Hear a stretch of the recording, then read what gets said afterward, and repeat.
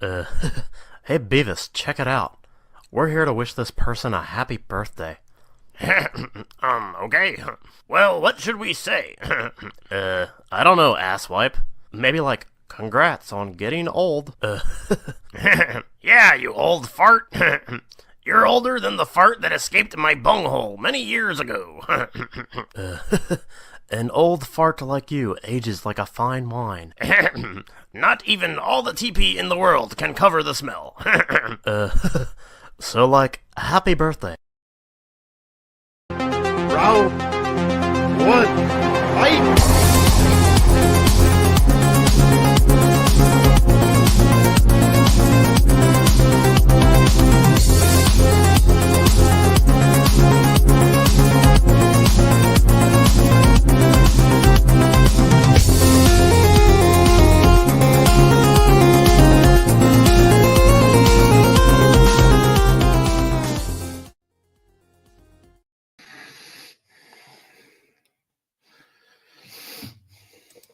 Hello and welcome back to the Movie Hero Network. This is Tournament Fights number 278, and we have a special birthday episode this evening. If you hadn't already figured out the theme tonight, we are celebrating a little late just because it coincided with our 2024 tournament last week, but we're finally getting to it this week. Our friend Brian Nussbaum, it was his birthday last week, and as is tradition around here, we give you a tournament or a tier ranker, whatever topic you want, and you can do it tonight. And we are discussing Canadian celebrities. So Brian Nussbaum's favorite Canadian sons and daughters of Canada tonight. So we will be discussing that in a tournament. So an interesting one tonight. Tune in. We'll see how this goes. I'll be your host for the moment. Austin Fez, Howell, Jordan Anderson will be along in just a moment. But we'll bring in the birthday boy himself to start with, Mr. Brian Nussbaum. Happy birthday, sir. Thank you. I appreciate that clip, by the way. It amused my head. I really expected that. And yeah, this should be a good time. And don't let Malcolm's episode where they're, who is that person? Who is that person? This time they're major world celebrities in here. A few you may not know them, but probably know in Canada that well. Yeah, no, I mean, I think, people watching at home and most of the panel will at least know most of the people on this list. You might have to explain a couple of the local guys and gals here and there, but we'll get to them when we get to them. We got another Canadian on the show tonight to support Brian, Mr. Matt Mageau, aka our friend Soda. How's it going, buddy? Your microphone's off or you're muted, something like Sorry, that. There you go. Doing pretty good. I'm just wondering what the hell the dog was staring at. Yeah, right. Probably a bug that you can't see, but the dog can see. Yeah, something probably. Like Probably Yeah. He does bark at random nothingness. Yeah, but welcome, sir. Welcome. Good for you to support your fellow Canadian here this evening. So course. hopefully you at least know some of the Canadians on the list as well. I'm hoping so, yeah. Yeah, and we'll get somebody who's definitely not a Canadian. Maybe he'll do Aussie actors for his birthday. Mr. Richie Goodacre, how's it going? Hey, g'day. Good to be here. I'm proud to talk about my favorite part of America, Canadian. So looking forward to talking about it. That's just something different. And look, I like the photos on the background there with Canada's favorite son, Jey Uso, and Cody Rhodes. But yeah, I'm looking forward to this. It's pretty fun. Yeah, no, there may or may not be a wrestler or two on the list tonight. We'll find out. Ooh, looking forward to this. Yeah, so there you go. And he's a little incapacitated at the moment because physically, but he's still with us tonight and here to support the show, Mr. JPO Jordan Owens. He's always game to go down. How's it going, JPO? Yeah, doing just fine. When you've been doing 450s and shooting stars on the top rope, you know, sometimes your knee gives out sooner or later. So I probably won't be doing any 450s anytime soon. Probably adapt more of like a hardcore technical style. That's my plan anyway. But yeah, shout out to hey Doggy. Sorry, I didn't notice it just now. Before the doggy, shout out to Brian. Happy birthday, buddy. Yeah. Thank you, JPO. You can hang out down there right now with Jey Uso next to you on the screen, JPO. He's like right to your left right there. You know, he's supporting you. Day one. Yeah. Eat, sleep. I met him at an IHOP. I stared at him all day at an IHOP like a fucking Uso to Naomi. Oh, okay. Nice. Nice. So yeah, how it's gonna work tonight? It's gonna work like any other tournament fight, only instead of movies or TV shows or something like that, it's just gonna be people. So you can vote however you like like to interpret that, you know, whether you take a person's, if they're an actor, their filmography, comedian, their jokes, if you're just people in general, you just think one person is a better person than the other. I don't know. However you want to vote, it's up to you. You take it as you will, and we will determine Canada's favorite son or daughter this evening, according to Brian Nussbaum. So that's just how it's going to work. So we'll keep it relatively quick, you know, as we usually do. So, but you vote by whatever criteria you like, and we won't waste any more time. We'll kind of jump right in here. So if it's somebody I forgot who it was when I pulled their picture, Brian, maybe just be on standby to help us out. I'll do my best, but I believe I have everything all set. We'll start with Caroline Ray versus Norm Macdonald. So I know these are going to be very interesting. This is going to be interesting, yeah. So JPO, take that for what you will. Who's your favorite Canadian? This is kind of wrestling askew. Caroline Ray, she's the what is it? Oliver Platt's ex-wife in Ready to Rumble. Anyone remember that? Yep. For like a scene, kicks him in the balls a lot. There's a good outtake at the end where they show her kicking him in the balls like 12 times. Yeah, that's the best part of the movie.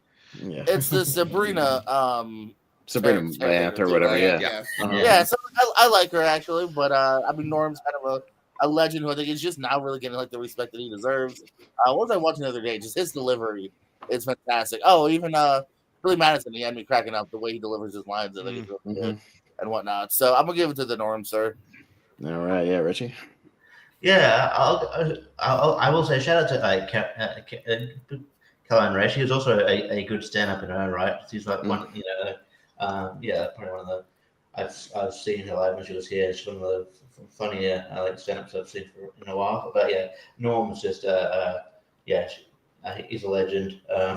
My friend was just quoting today because I was talking about the controversy with a stupid UFC fighter said that Hitler was a good guy, and then my friend quoted Norm Macdonald like, you know what, the more I hear about this Hitler guy, the more I don't like him. I don't care for him very much. I don't care for him. I think he sounds like a jerk. And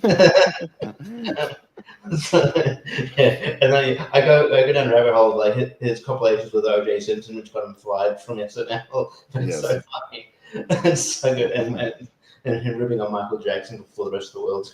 So so Norm Macdonald for sure. All right, yeah, Soda. So I love Caroline Ray. When I was a kid, anytime she'd pop up in something, I would watch it.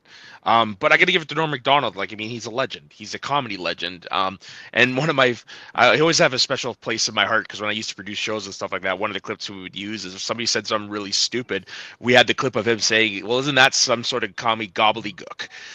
Yeah. So he'll always have a special place in my heart. So I'm going to give it to Norm Macdonald.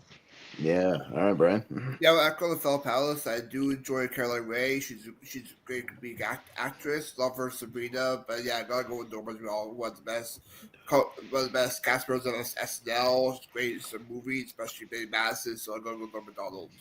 Yeah, no, I'm going to keep the streak going with Norm. Yeah, easily my favorite Weekend Update host. Yeah, I could easily watch those compilations of Norm on a Weekend Update. You know, I love that he didn't care if he bombed or not. Like, he would just stare at the audience. Like, if he bombed, like, he didn't give a shit. Like, better if he bombed, actually. He didn't care. And, yeah, I love, like, Dirty Work. Like, it's a great underrated movie and stuff. So, yeah, I'll go with Norm. All right, so we'll sweep it for Norm there. All right, we'll go down to Rick Moranis. And Jerry D is the stand-up. This is a no-brainer. So this might be a no-brainer. We can go quickly, but Richie? Yeah, I'm not familiar with Jerry D.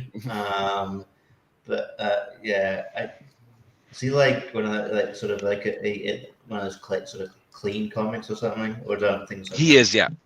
Okay, yeah, I might have heard of him. I might have heard of him, but not like in glowing terms. I will say it's comedy, but but Rick Moranis again, just acting legend. I wish he'd come back to films, and that guy who punched Rick Moranis a couple years ago, he's the biggest heel ever. I hope he got a, fuck that guy. All of Canada and all of America was collectively like, "How dare you?" Yeah. So I'm Rick Moranis. Pretty cool. All right, Soda. All respect to Jerry D. I love the guy. Stand-up comedy. He's the host of the Canadian Family Feud. And he also had actually a pretty decent show called Mr. D, where he played a high school teacher. I recommend checking that out. But Rick Moranis is like, he's one of the Mount Rushmore of Canadian comics. Like, from that group of solid comics, the SCTV guys. Yeah, he's a legend. It's got to be Rick Moranis. Right? Yeah. Yeah, echo what Soul said. Journey is great, a great comic, great as the host of the Fatty Feud, the Canadian edition. But yeah, Rick Moranis is an icon for Canada. Great movies. I'll go Rick Moranis. No, 100%. I'll stick with it. I don't know Jerry D. One of those just Canadian guys that I'm just not familiar with here in America. But yeah, Rick Moranis is one of my favorite actors of all time. Love the guy. I'll watch anything with him. And he's just a good dude as well, from what I've heard outside of acting. So yeah, I'll go Moranis.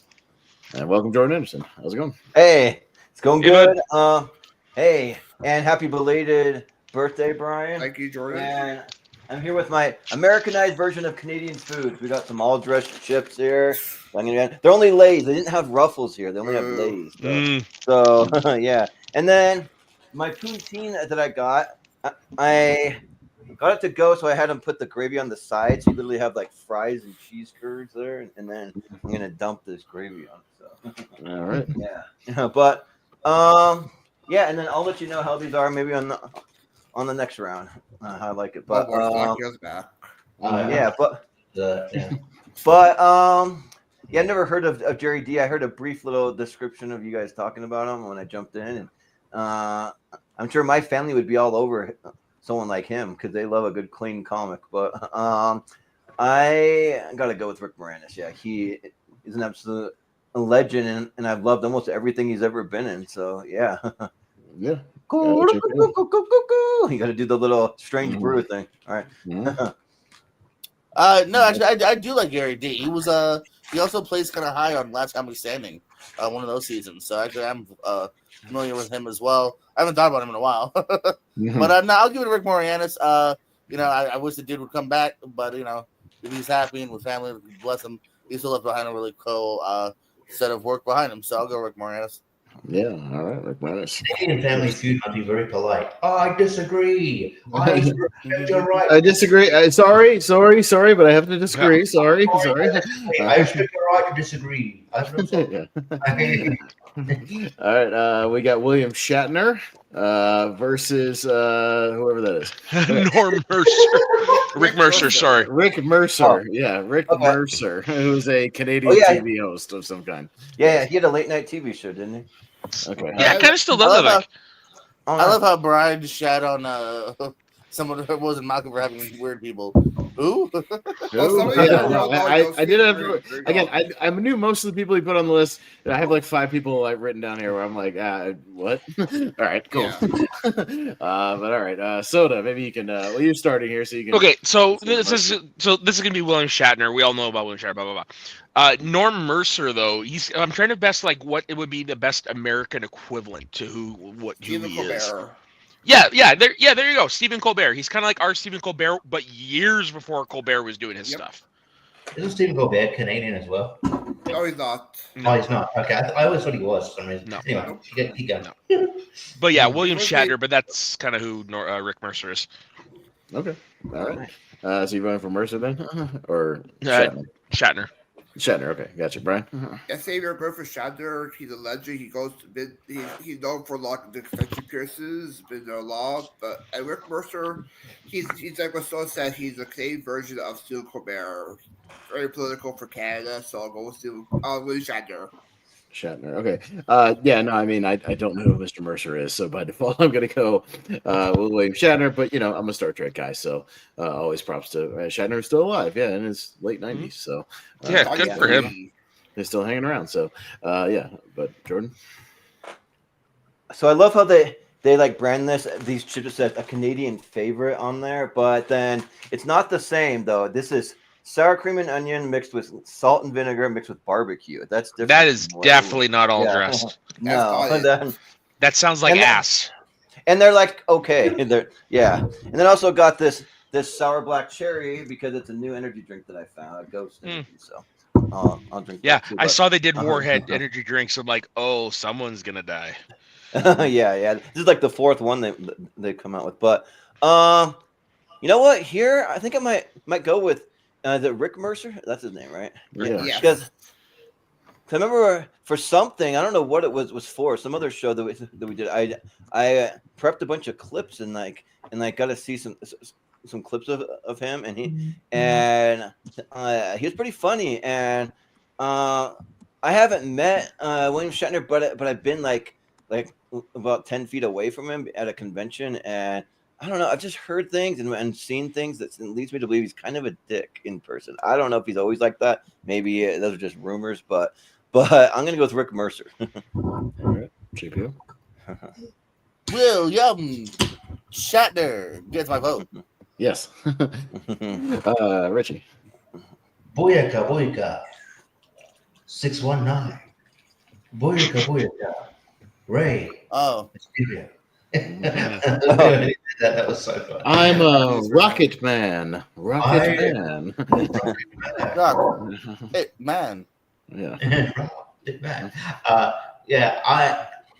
not obviously not that familiar with Rick Mercer. He I mean, he might be a nicer person from all accounts from just cast members of William Shatner and stuff like that. But like, I'm more familiar with William Shatner. I like most of the projects and art that William Shatner has produced. So so I will go with him. All right. Yeah. We'll all go with William Shatner. Going down to Ryan Reynolds and Leslie Nielsen. So two great ones. This could be a little trickier, actually. So there you go. Yeah. This is Hulk Andre. All right. Yeah. All right. Brian. What? Yeah, this is a very tough matchup. Both great. This is great for the spoof comedies. Naked Gun and Airplane. Ryan Reynolds is good at the Deadpool stuff right now, but you know what? I'll show some to Leslie Nielsen on this one. Yeah. This is tough, but I may go with the guy I kind of have been a fan of for longer, and that's Leslie Nielsen, because I love those like 90s spoof movies. I love the Naked Gun movies. I'm a sucker for anything he did, and I may or may not have casted him as somebody in Anchorman recast. Stay tuned on Monday. So shoot. Yeah. Wow. All right. That's pretty So good. I'll just It's with the you cast Veronica Cornerstone. Cornerstone. Yeah, no, very weird. But yeah, I think I have an idea. Yeah, go ahead, Jordan. Yeah, I'll just say that they could have used 2 cups of gravy on this. This is not enough for this amount, but that's fine. And this energy drink is fire. This is a 10 out of 10. Really good if you get a chance. It's amazing. But I think I got to go with Leslie Nielsen though. Ryan Reynolds is awesome. He's my Deadpool. He's everyone's Deadpool. I mean, he's great. I don't think anyone could replace him doing that. But beyond that, though, I don't know if there's a lot that I just love him in. I mean, he is good in most things, but nothing else that really I'm like, oh my gosh, like he's amazing. But Leslie Nielsen, I'm thinking that most times, even for me as a kid, and it's more of a nostalgia thing, playing the villain in Surf Ninjas, even that, I'm just like, man, like, just what a legend. Yeah, he's awesome. And I have a fake signature from him that Rob Schneider signed my copy of Surf Ninjas, but signed Leslie Nielsen's name also. So his name and then Leslie Nielsen, because he's no longer alive. So so I'll go Leslie Nielsen. All right. Yeah, JP. I mean, I got love for Leslie Nielsen, but I don't know. I think in a weird way now, I've been a fan of Ryan Reynolds longer because he's done a lot more in the last. Oh, obviously, that's a bad way of thinking.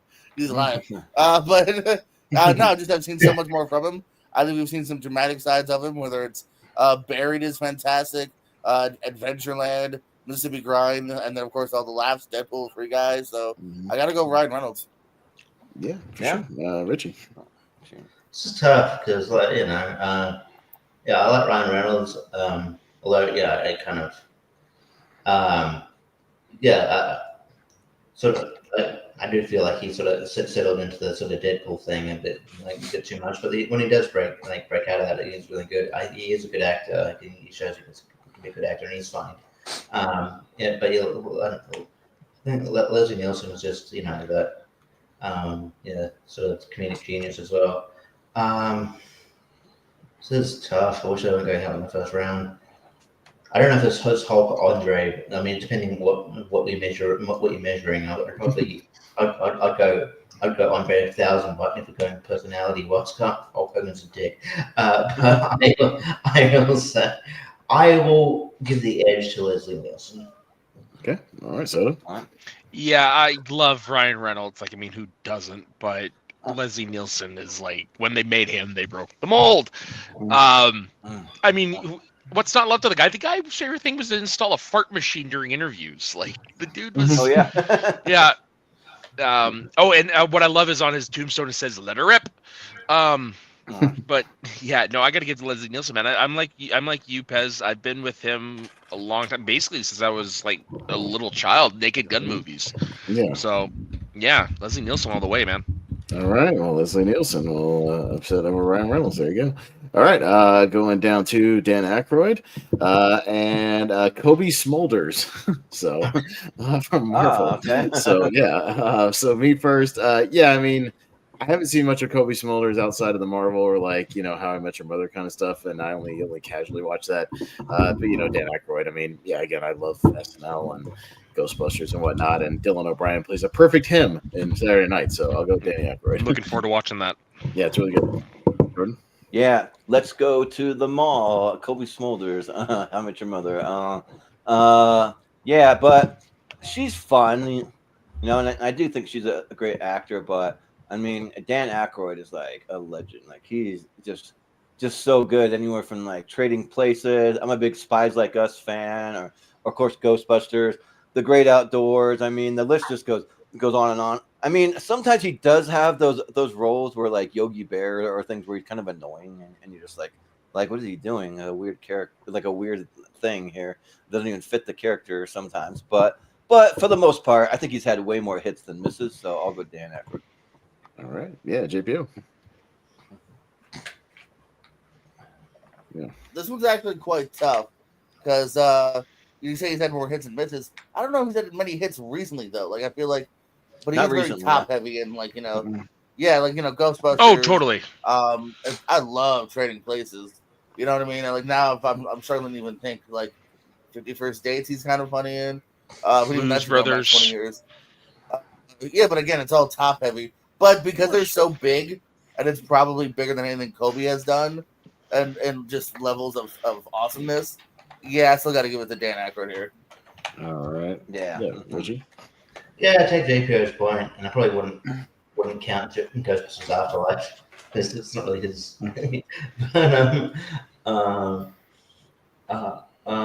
But yeah, at the end of the day, I'll go. I just he's been more kind of a more focal point in movies I've really enjoyed, whereas I've just seen Colby in sort of bit role over the years. She's good, but she doesn't make as much of an impact on me really. So I'll go Dan Aykroyd. Yeah. Minnesota. I mean, I got to give a shout out to my fellow Canucks fan, Kobe Smulders. Nice. But yeah, I got to go with Dan Aykroyd because I mean he's responsible for some of my favorite films, and he's a comedy legend, and like, yeah, he's just awesome. Mm-hmm. Dan Aykroyd. All right, yeah, Brian. You have to agree with you, Pez. Like, outside the how Mother did Marvel stuff, I don't really see her much. Haven't watched much of her work, but yeah, I'll give it to Dan Aykroyd, Saturday Night Live, Blues Brothers, Ghostbusters. This goes also Dan Aykroyd. Dan Aykroyd. All right, moves on for Canada. All right, we got Kevin Owens. Hey, wrestler. Hey. Oh, and John Paul. Oh, no. Fuck you. Oh no! Oh, so put one of these against Rick Baker, Mercer guy real quick. Yeah. What a predicament! All right. Dick move. Jordan. Who we on? Anderson. Jordan Anderson. Jordan Anderson. Oh, yeah. Yes. Uh-huh. You might have said it before the clip finished. I don't know. I didn't hear it, but yeah. I mean, you know me, I'm a John Candy guy. I got my Irv Blitzer there always, and he's been in like so many just amazing movies. Spaceballs, The Great Outdoors again with Dan Aykroyd, Uncle Buck, Planes, Trains, and Automobiles. I mean, Splash. I mean, it just goes Rookie of the on year. and on. Yeah, Rookie of the That's Year. right, Rookie. Home Alone. And, yeah, and I don't even mind his last movie that people kind of shit on, The Wagons East. Like at least he is pretty entertaining in it. So I haven't watched that since it came out. yeah. So and I'm not a huge wrestling guy. I mean, I'm just very casual. Like I'll watch Royal Rumble, but I only watch like the big events. I don't watch it like day to day. So I'll go with John Candy. All right. To be fair, I randomized this and didn't even look at it, so I didn't know this match was coming up. So yeah, I'm just discovering this now. But JPO. Yeah. No, I was so excited to be like, well, my cousin threw, and then I saw the second. Oh no! I mean, as far as wrestlers go, man, a tremendous story of Kevin Owens / Kevin Steen. You know, true indie guy who got to NXT. Like people didn't think, he'd necessarily advance, not because he didn't have talents, because he's not your typical WWE guy, but has proven himself and has become a very constant in the last decade plus. I mean, always got something to do around Mania time. Hell, we don't think he will, but we all three of us agreed last night on the podcast. We'd love to see him win the title tomorrow. He's going for the title in 24 I wouldn't be hours. upset. No, I just don't see them doing it, but I'd love to see it. So much love to Kevin Owens, but yeah, just the charm, the everything of Candy too. Like even other little things too. You watch JFK. He also could have he was a good dramatic actor as well. I got to give it a Candy for now. Kind of a legacy win there. Yeah. But I wouldn't even be surprised if you guys really were related because I do see a total resemblance there. It's a fake last name. Yeah. Oh, okay. Oh, it's a fake last name. Okay. There is some similarities in the look, kind of. Steen is his real name. Steen. If Owens was his real last name, his son would be Owen Owens. Don't tell my niece though. I'm still selling it to my niece that he legit goes. Yes. Keep it in kayfabe, brother. Yeah. I will never not drive it. Well, his son is training to be is sort of thinking about training to be a wrestler, so maybe his name will be Owen. He's huge. He's a huge dude. But yeah. I love John Candy. I love his movies. I might go the Kevin Owens route just because I don't know. I just think I'm just gonna get some wrestling love here. I think. Well, I was saying on the podcast yesterday, it's this travesty that he hasn't held a singles title in 8 years.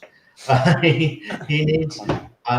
It'd be nice for him to win tomorrow. I think he's going to, but yeah, I would love for him to get his moment at some point. I think he's a fantastic wrestler, fantastic promo, and then kind of well to the company as well. So I'll go Kevin Owens, but I have no qualms about John Candy, obviously. Yeah. Soda.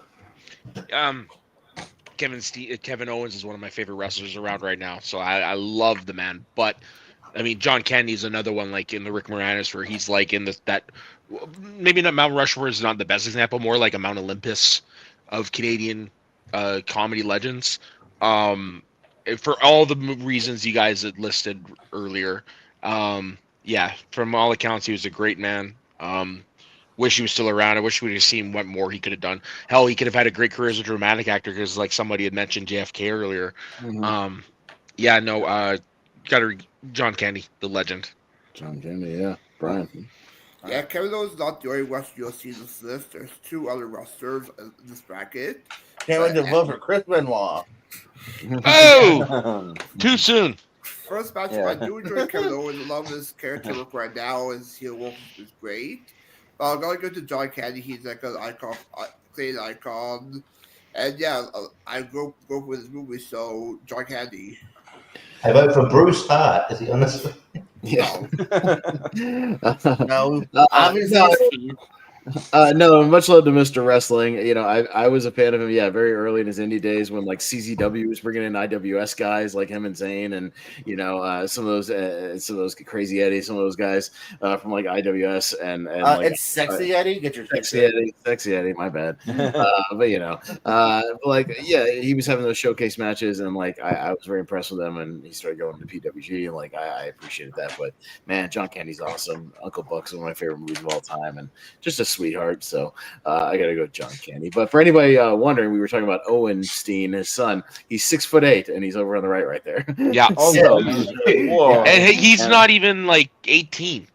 Yeah, he's huge. He's young. So, the big and Mamma he's Jamma. had workouts at the Performance Center, so he might, become a wrestler someday. So that could be interesting. But John Candy, we'll move on. All right, we've got who is that? I wrote it down. Kevin McDonald. Eric McDonald, and Sarah Chalk. Okay. Kevin McDonald.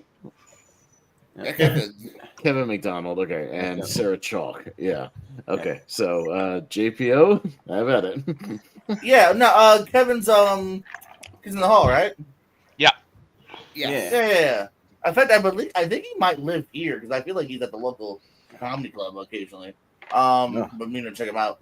I'm a huge Scrubs guy though, so that's probably where I'm leaning towards. Just because I love Scrubs, one of my favorite shows of all time. So I got love for Kevin, but I'll go Cher here. All right. Yeah, Richie. Yeah, I don't know much about Kevin McDonald. I feel like if you've ever seen him at a comedy club, just go, hey, we can put you on tournament fight. So I think it'd be a bit weirded out. But okay.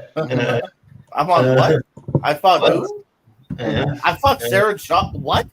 What? No. But like I know that the show tends to go like delve into like like looks and stuff. But honestly, I think Sarah Chalk's one of the hottest actresses there is.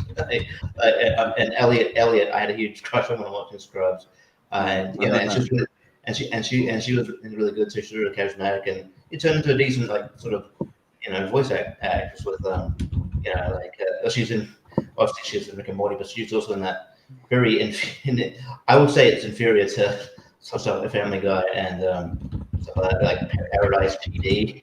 It's on Netflix. But she's fine in it. But yes, I'll go Sarah Chalk. I like her a lot. Yeah. So I mean, she's fine. Right? Fine. I like Sarah Chalk just fine. I really enjoyed her in Scrubs. I liked her in her little mini run, How I Met Your Mother. But I'm gonna give it to Kenneth McDonald because he's a member of Kids in the Hall. And just to give you guys like a little bit of his filmography, ones you will know, he played Agent Peakley in Lilo and Stitch. Yep. Okay. And probably the most famous recurring role he did was Pastor Dave on that 70s show. Oh, okay, yeah. Yeah. So, but yeah, I'm gonna give it to Kevin McDonald. I mean, I love me some Kids in the Hall. Yeah. Brian. Yeah, Brian. Yeah, I do enjoy Sarah Chalk. I loved her Roseanne as the other Becky. Yeah. I would give it to Kevin McDonald because he's one of my favorite films, Sky High and Dr. Medulla. So Kevin McDonald gets me vote. Yeah. Austin. Yeah, not super familiar with either one. I know Sarah Chalk mainly from Rick and Morty, voice of Beth. But but looking at Kevin McDonald, I was like, oh, he's the guy with the big brain in Sky High. Okay, I love Sky High. I'll give it to Kevin McDonald. So that's my only reason. All right. Okay. Yeah. When I first looked at him, he looked like that guy from The Big Bang Theory that works at the comic book store. But Kevin Sussman? Yeah. Kevin, So another Stuart. Kevin. But yeah, I'm a big Scrubs fan too. Yeah, Sarah Chalk is pretty attractive, and she got some good comedic timing. Yeah, and I also like her as the other Becky from Roseanne. So yeah, I'll go Sarah Chalk. Okay, so all right, I believe that's a tie actually. So we actually have a tie, JPO. I'm assuming you're gonna go with Scrubs, old Sarah Chalk. I can't do this all on my own. No, I know I'm no Superman. Sarah Chalk. All right, sounds good. Okay, there we go. All right, so we got Will Sasso. Yeah. Ooh, Hey. and Sandra Oh. Yeah. Oh, Sandra no. Oh. All right, Richie. I don't think I could do impressions, then I'd say that. But That's pretty easy. I think Sandra, like I haven't seen much of her. I didn't watch like Grey's Anatomy. She's good in like Sideways. I like that movie a lot. But yeah, Will Sasso, you know, I love his impressions. He does he does great Jesse Ventura impression. He recently did an impression in front, like on call in front of with Jesse Ventura. Jesse Ventura was just not phased by it. So yeah, whatever. Cool. How was that? Yeah, all right. Yeah, it was right. And Karen Cross did one too. He's like, hey, cool. I don't know, whatever, fine. Jesse Ventura is a weird dude, though. That guy. I know. Oh yeah, He's a weird dude, but I think he's funny. Yeah. So I'll go Will Sasso. I think he's fine. All right. Yeah. So. Yeah, I'm not really overly familiar with Sandra Oh's work. I know she is very funny though. But yeah, I mean, Will Sasso is my boy, man. He's part of the Big Bang Theory universe now. He was Curly in the Three Stooges, Mad TV. Fun fact: one of his first on-screen credits was as a nurse or an orderly in Doctor Who the movie. But yeah, no, Will Sasso, awesome dude. Very funny. So yeah, I gotta give it to him. All right. Yeah. Yeah.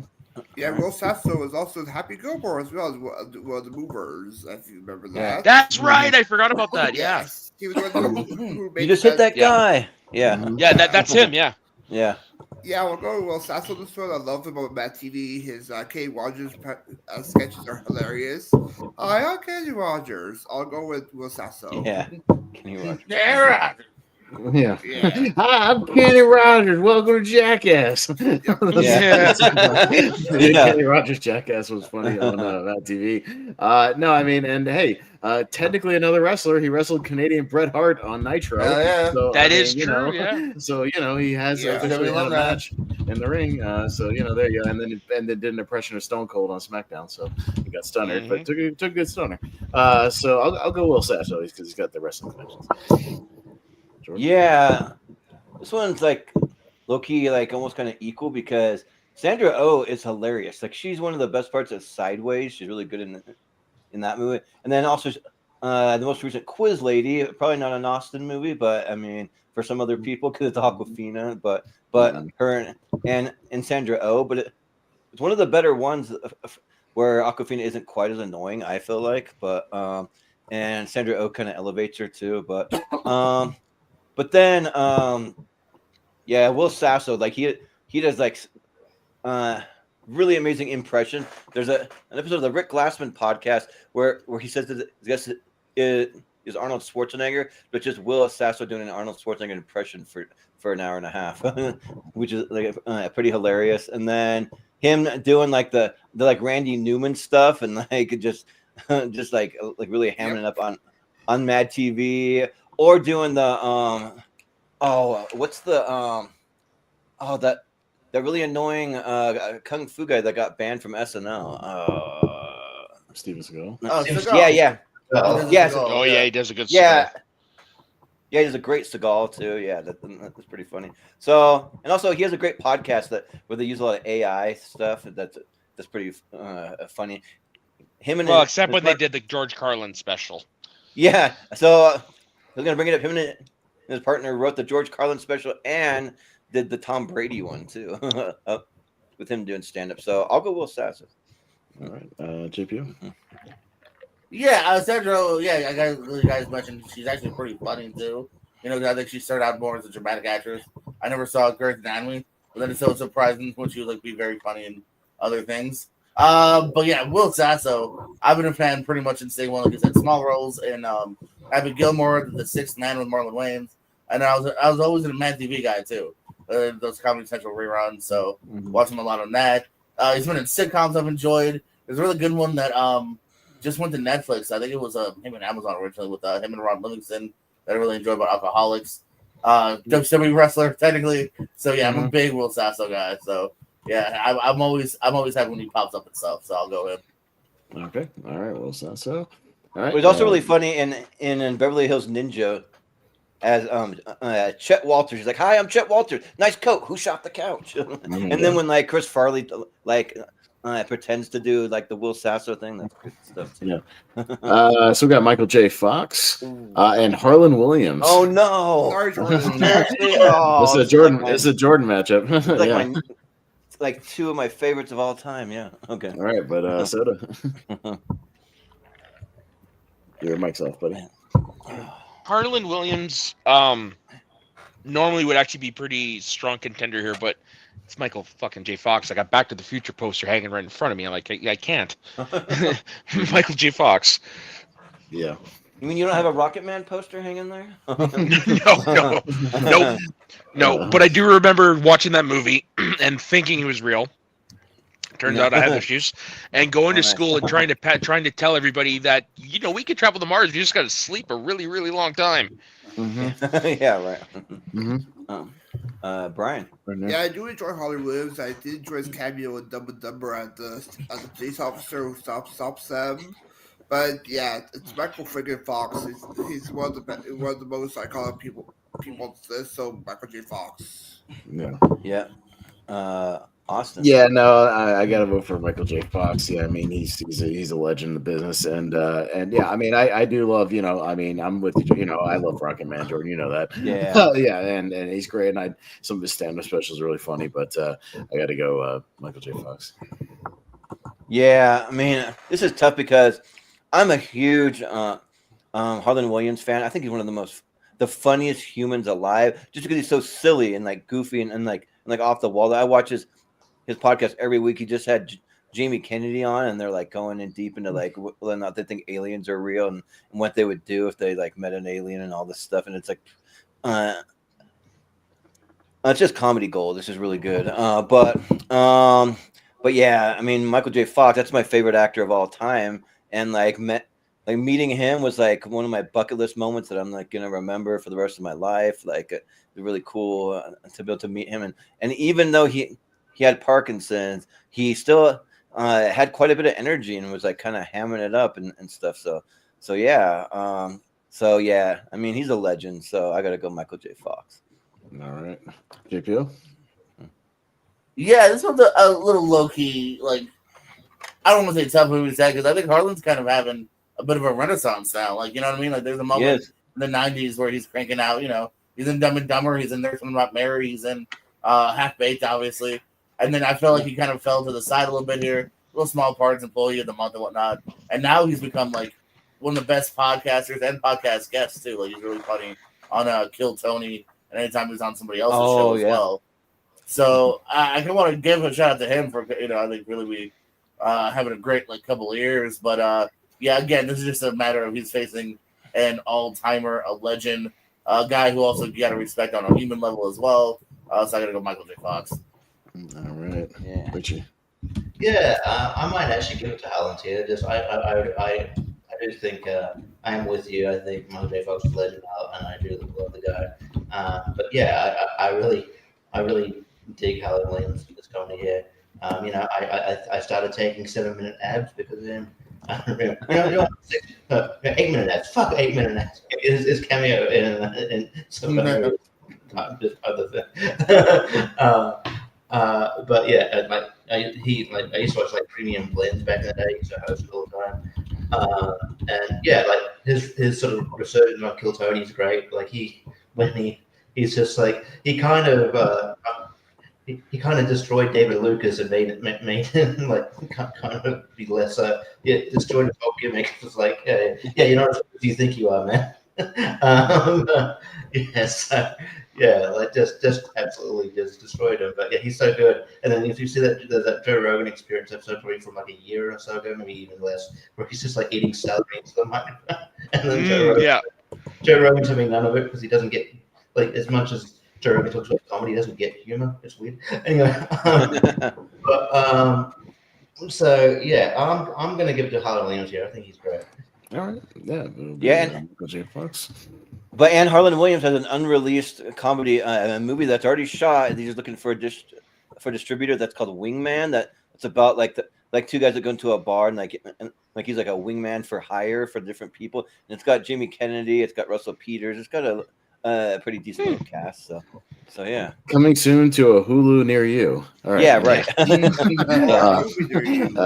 a bit Tubi-ish, but yeah. Yeah, right. Disney Plus for me and Malcolm. To be or not to be? All right.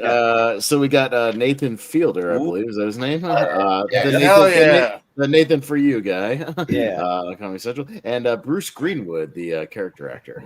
Bruce Greenwood. Brian. Yeah, Bruce Greenwood is one of those actors who played mostly movie dads in film as of right now. But yeah, I started to become a fan of Nathan Fielder, so I'll go Nathan Fielder. Yeah. Awesome. So JPL will be happy to learn Nathan for You has become one of my go-to shows I'll watch on the elliptical at the gym. Yes. Quick so 25-minute episodes, it's got a good pace to it because it's 3 different 8-minute kind of those prankish kind of segments and whatnot. Yeah, poo flavored yogurt and all that shit the gas coupons and all that shit. It's really funny. Just the absurdity of all of it. And his deadpan delivery, doing the job interviews with 5-year-olds giving him lines is funny, shit like that. So it's become one of my go-to. If I just need a quick something to watch at the gym or whatever, I'll watch it. So I'll give it to Nathan Fielder. I do like Bruce Greenwood, but I'll go with Nathan. Yeah, I mean, Bruce Greenwood's good. He's fine, but yeah, I'm a huge Nathan for You or Nathan fan, Nathan Fielder.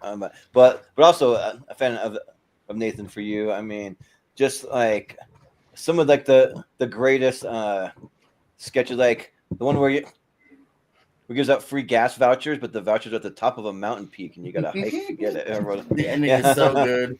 Yeah, or I can't remember where it is, where some kind of man in a waiting room where the women go to shop and they go back in the waiting room, but then at one point so he starts out showing sports, and then one point he starts on porn because he thinks men love porn or something. It's okay, but and then also a shout out to his other show, The Rehearsal. That one's really good too. If you're a fan of Nathan for You, I guarantee you that you'll enjoy The Rehearsal. The one he's doing with Emma Stone, that one's is all right, but it's not as good. Yeah, it's not as good. Emma Stone's doing something really cool, but it's a little weird. It's just different. But I'll give it to Nathan for You. All right, JPO is one of your guys, one of your shows. What you got? Yeah. Sorry, Bruce Greenwood. Now you're against a legend and Nathan Fielder. No, man. I organically liked Nathan for You just from the get-go on Comedy Central. I love the absurdity of the premise you mentioned. I love the gas one. There's a good one too. They're trying to get the TVs on sale, but they put alligators in front of it. The pig that saves the saving pig.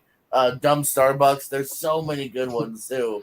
And then he's so good at being a sad sack too. You mentioned the one with dudes hanging out. Him trying to be a dude is so funny. Yeah. So good. Other things too, the detective that makes fun of him. He got his own show, by the way, a season or two on True TV, by the way. That guy made money off that detective. And The Rehearsal is really good too. The absurdity of The Rehearsal and the way the levels they go to in that's highly recommended as well. So Nathan for You. It's a show that I've organically tried to champion, and I've turned on to a couple of friends of mine. Let's watch that. So sorry, Bruce Greenwood, but Nathan for You. Or Nathan Fielder. Yeah. But you should also watch when he goes on to the Conan O'Brien show, and he brings a backup guest just in case he's not good enough. So she just randomly brings in Susan Sarandon just out of nowhere. And what the frick is Susan Sarandon? But then Susan Sarandon, she just sits there and she doesn't say a word, and then she leaves because they don't need a. It's very I love people that put thoughts into their appearances and very Jim Carrey-esque almost. Yeah, it's great. But Richie.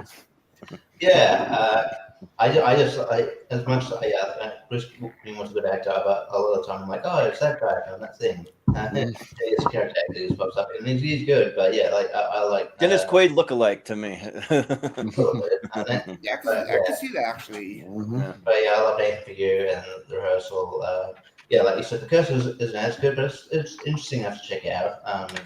And he's good in it too. Like I wouldn't mind seeing him do other acting things. He's good in it at least. Yeah. Yeah, with Emma Stone and Benny Safdie, who are kind of Yeah.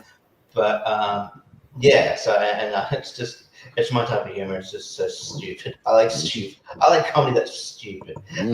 Yeah, same here. I love comedy that's stupid. Yeah. There might be someone else that comes up. I'm guessing because it's right. There might be someone else that comes up who's very good at stupid comedy. Who's a legend. So we'll put we'll talk later. But yeah, I'll go Nathan. Yeah. Soda. Well, I'm gonna be the only Bruce Greenwood guy on here, I guess, because honestly, I think he's an underrated Batman. I really like his roles as whenever he plays the president of the United States. I think he's really good in those roles. Yeah, I just love Bruce Greenwood. I think he's a very solid actor, so I just want to give him some love. So I'm gonna vote for him on this one. Sure. All right, but it'll be Nathan there. All right, going down to Jim Carrey. Speaking of Jim Carrey, and Eugene Levy with his eyebrows. These matchups. Sorry, dude. Startled my dog there. This matchup. Yeah. So I mean, no, this sucks because I mean, Eugene Levy's, they're like, dude, it's just been around forever, man. You go back, he was in stuff in like the 70s, their 80s. I mean, he's just been around ages and ages. SCTV. SCTV, another SCTV, old school guy. And I do like him. He's very funny. But I mean, how do you vote against like Jim Carrey, just one of the legends of comedy? So gotta go Carrey here. Jordan. Yeah, I mean, so I do love Eugene Levy a lot. I mean, my first time that I was introduced to him, which I know that he's done stuff way before this, but it was in American Pie. And then I went back and Jim's dad, and then just went back and like saw so many of his great roles that he's done, and he's awesome. But I mean, Jim Carrey though is just, I think Jim Carrey might be the greatest comedic actor we've ever had. He's just on like another planet, another universe that he just does stuff that's just like just crazy, like it just like crazy in the best way though. Like even like Sonic 3 or like all the Sonic movies, he just kind of elevates those to be better. And then of course Dumb and Dumber is my favorite thing that he's done. But you got The Mask, you got Ace Ventura, you got The Cable Guy, you got like Truman Show. So he also does dramatic stuff really, really well too. And just really, really good. And of course, Eternal Sunshine.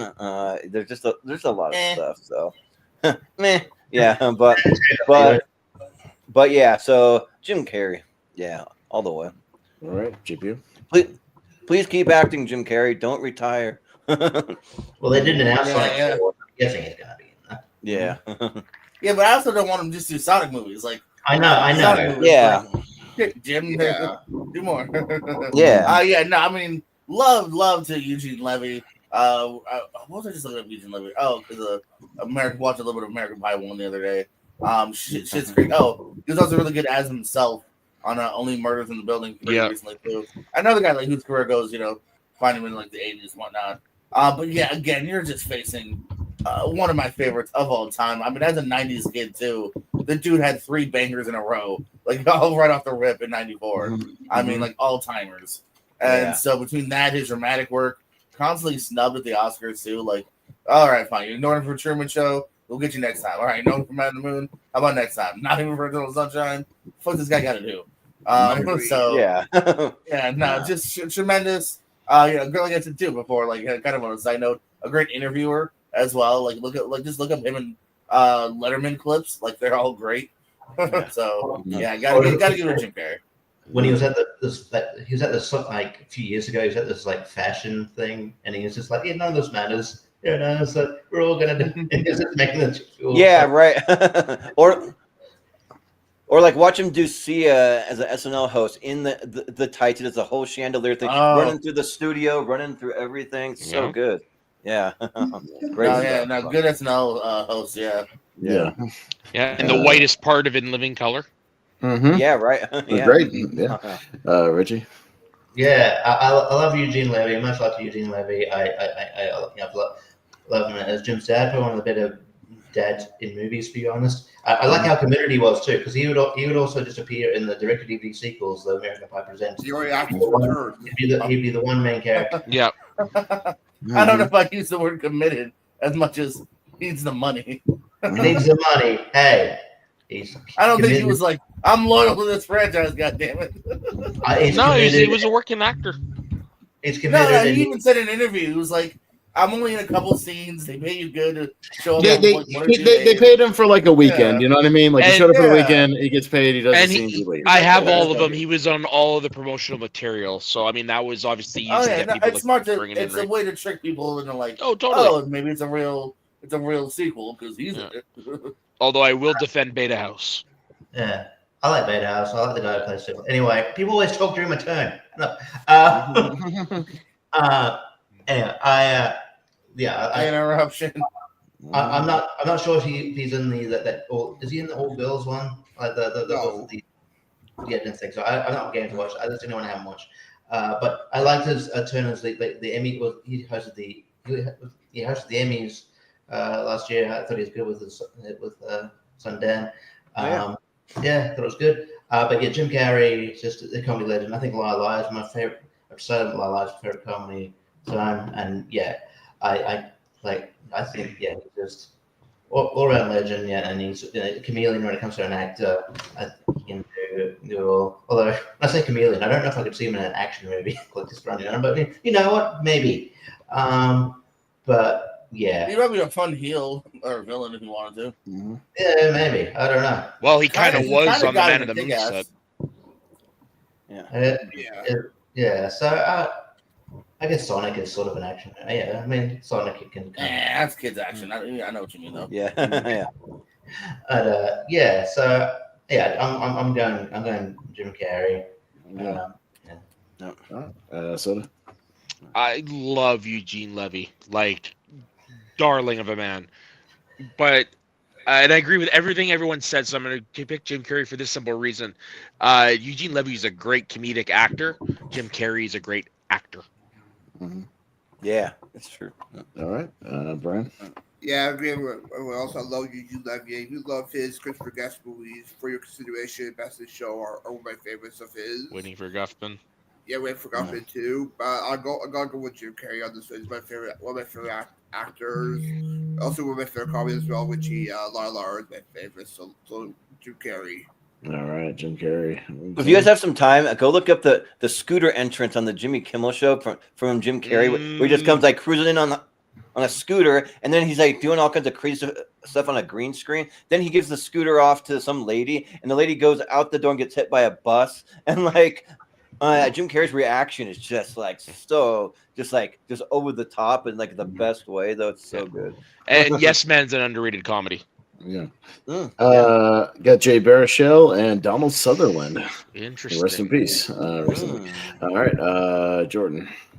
Man, this one's kind of tough because like I've become a big fan of Jay Baruchel, especially doing How to Train Your Dragon. He's a great pick for the voice there, or seeing him in like This Is the End, or what's the nerd one where they go to all the conventions in that van or whatever? He's in that. Fanboys. Yeah, Fanboys. Yeah, he's good in that. I mean, he's good in a lot of stuff. He's had a couple good TV series too. It's just he's really, really good. And Blinky you missed it cameo in Almost Famous. Yeah. And then Donald Sutherland is like. He's a legend. I mean, yeah, Invasion of the Body Snatchers to like so many movies throughout the 70s, 80s, and then all the way to like Hunger Games and like that kind of stuff. It's just like really, really good. But oh man, I still want to give it to Jay Baruchel, but just for the sheer like the career that he's had, I got to go Donald Sutherland. I think so. Right. Yeah. JPO. It's a tough one, man. When you do these kind of like. It's just going by longevity. Like, yeah, Donald's got it. Jay's done some great stuff though in his time. I was say also the writer of both Goon movies with Sean William Scott. directed the second Goon movie. Also, speaking of Nathan for You, not speaking of Nathan for You, but in that vein, Man Seeking Woman, another that was one of them. crazy, Yeah. absurdist FX shows that Jay Baruchel was in. That's one of my favorites. I'll still give it a Sutherland though for now. We'll talk again in a few years. Yeah. Talking a few years when Jay Baruchel gets to the acting level of one Donald Sullivan. Yeah. Well, it's also that's like saying you can't compare drama to comedy. Like I'm just saying right now, Donald's got 40 years on him. But I like Jay Baruchel. I like all of the things you mentioned. I like how he sort of plays against type in Goon. He's sort of the obnoxious guy when usually he's like the sort of the sort of meek nerdy dude like and she's out of the league so I do like Jay Baruchel a lot. But Don Sullivan is sort of acting royalty. I need like sort of recently watched Invasion of the Body Snatchers for Wheeler movies, and it's fantastic. So I'll go Don Sullivan. Yeah, I love me some Jay Baruchel. So his movies I find to be immensely rewatchable. But people forget he was also in Undeclared, the Judd Apatow show. Yeah. Yep. Great show. Have it on DVD somewhere. But yeah, I mean, like Richie said, Donald Sutherland is acting royalty. It's hard to go against him, so I'm gonna go against Donald Sutherland. Mm-hmm. But Jay Baruchel has had a couple like dramatic roles, not many, but yeah. But he played a very good kind of dick in Nick and Nora's Infinite Playlist. He's in that. Yeah. But Brian. Yeah, this is a very close matchup for me. But for the slightest edge, I'll go with Jay Baruchel because I see a lot of his film, see more of his films, so Jay Baruchel. Mm-hmm. Yeah. Me, I gotta go Donald Sutherland, man. Like Invasion of the Body Snatchers is my favorite horror movie of all time. Like I love the guy. I love Animal House, one of my favorite comedies of all time. He's in there. I'll watch an old movie like 70s or 80s because like Sutherland's in it. Like I watched Clute the other day. Like I'll watch like stuff that he's in just because he's in it and he's one of my guys. So I'll go Sutherland here. Rest in peace. So hopefully he's in the memorial thing for the Oscars. So, I know. Oh, he better be. No, I even have enough faith that they won't fuck that up. Yeah, they better. Yeah. That'd be good. How do you forget it? Yeah, no, he'll be in there. Yeah. All right, we got Peter Cullen, Optimus. Oh yeah, Peter Cullen. That's right. Optimus yeah. Prime. Optimus Prime voice actor. I mean, he's done other stuff, but yeah, Peter Cullen and Pamela Anderson. I know she was Canadian. Yeah, she's Canadian. JPO. She is. I'm not the biggest Transformers guy. I've never even seen any of the old ones. I don't know what else that dude did, so I'm familiar more with her work. Winkety wink. So I gotta go Pam. Pam, all right. Yeah. Richie. Yeah. I'm sorry I'm saying this here. Look, I'm going with Pam Anderson because I never jerked off to Transformers. Okay. I said it. There you go. Bumblebee. I like it. I'm glad she's getting like sort of this. It's getting a lot of praise in this movie. That last showgirl just comes out here soon, so looking forward to seeing that. And yeah, I even liked her. It's not a good show, but that show VIP. Which is really cheesy, but it's fun. And that me and Piss talking about the PlayStation game that brought out that was really bad. I'll go Pamela Anderson. Yeah, Soda. Yeah, I'm gonna go with Pamela Anderson because I'm way more familiar with her work. Okay. Yeah. Okay. Yeah. If you catch his drift, he's familiar with her work. Right. Yeah, WrestleMania 95. Mm-hmm. Yeah. Besides Optimus Prime, he's also the voice of E.R. Winfrey, and for those Predator fans, he's the voice of the Predator in the movies. Yeah. So wait, he does the clickety click. Like he does the clickety click noise. There's a clip of him doing it at a convention. Yeah, he does that. Okay. Yeah. All right. Whatever thing. Yeah, the Predator thing. Yeah, he came up with that. So, for real. I'll go with Peter Cullen because I'm a voice actor guy. Sure. Yeah. Sure.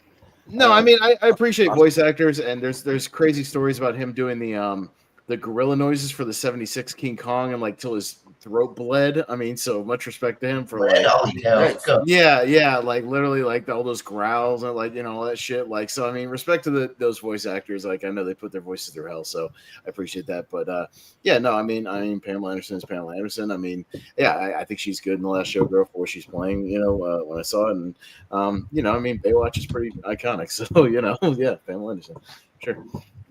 Yeah. Yeah. I mean, I don't know. It's kind of like closer than you would think, because I'm not like over the moon about Pamela Anderson. She's attractive, sure, but she's also done stuff like Barbed Wire and like and stuff. Damn right. The modern day Casablanca. Yeah, right. Yeah, right. Or I think she had a cameo at the beginning of Scream Movie 3 doing the Scream Girl thing or whatever. Yeah. but and then Baywatch, like, just like say what you want about it. You start watching it for the hot girl, and then like for me, like I kind of got low key. I watch it for the articles. You know what I'm saying? Yeah. But sure, let's give it to Pamela. Yeah, I just know more. Sounds better press than let's give it to Pamela, the hot woman. Sure. Yeah. Why not? Why not? I haven't seen the show. Hey, we just talked about her. She made an appearance at Royal Rumble '95. There you go. There's a Lonely Marks tie-in for you. Yeah. So she's a wrestling associate. Yeah, that's right. And WrestleMania 11. And WrestleMania 11. Yeah, exactly. She went on to escort Shawn Michaels at WrestleMania 11. So there you go. Yeah, like I remember when she pulled up in a limo and all the wrestlers like, oh. So we got Nev Campbell from Scream, obviously, and Keanu Reeves. Oh, come on. I mean, yeah. This one is almost a no-brainer. Don't you Come think? on, it's Keanu, right? Like, we're voting for Keanu. Yeah. Come on, Yeah. Keanu's like not only for like because he's Keanu, because he's also Keanu. Like, he's a great guy. Yeah. Like, Wait, was your sentence not only because he's Keanu, but he's Keanu? he's Keanu. Yeah. He's John Wick. That's all you need. Yeah, no, Well, I mean, love to Nev, but like outside of Scream, she also feels like she's disappeared a lot. So Yeah. Yeah. Yeah. But I just mean, like, in all, even as a person, you hear nothing but good things about Keanu Reeves, like in real life. He's just like He's a dude. He's a good dude. Yeah, he's just a good. Yeah, there was guy. a story. a good girl. Yeah. I think he paid all the stuff. Like, he took like a reduced salary so that stunt people could get more. Yeah, and then he bought motorcycles for one section of something on the Matrix films. Yeah, the dude's. Yeah, the dude, like, the people often like spot him because he just catches the bus and like the subway. Yeah, he lives in like a modest apartment in like New York City. You know what I mean? Like, he doesn't live in like some penthouse or like some mansion. Like, he's just like, just living my life. You know, He's not just, jerk to people in public. Like, yeah, he's just a good dude. Like, he's who people should aspire to be. Yes. Yeah, right. Because there's a movie coming up from Justin Lin called like Last Days or something like that, and Justin Lin was running out of money for it. Didn't think he was going to be able to get it made. Keanu Reeves has zero connection to the movie whatsoever. But he heard about it, and he called him up and just offered to finish financing the movie so he could get it made. Like, I mean, he's just like a really awesome like stand-up guy. He once paid off a guy's mortgage. The guy was going to lose his house. Mm-hmm. Yeah, it's crazy. Like, what kind of celebrities do that often? You know, this guy. Does anyone have Keanu Reeves' number? I got some bills on him to pay. Yeah. Yeah. All right. All right. So we got Catherine O'Hara and Sami Zayn. I mean, I love Sammy, but come I on. actually heard this might be his Only Mania match. I heard this might be his Mania match this year. Right. Sami Zayn versus Catherine O'Hara. Yeah, we've seen Owens versus Zayn too many times. Let's give us. I want to see him go up against Johnny Knoxville again. That was a cool one. Yeah. Now he's gonna fight Catherine O'Hara. The next one. Richie. What a strange! This might be the strangest tournament fights matchup of all time. Yeah. It is. I Someone needs to screenshot this. Yes. I love Catherine O'Hara. I think she's great.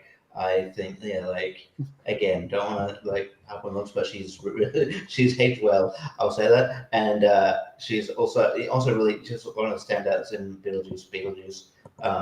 And yeah, I think she's just an iconic actress. Sami Zayn is like he's just so, again we're going by just like likability. I think he's just such a likable dude as well. As well as being a phenomenal wrestler.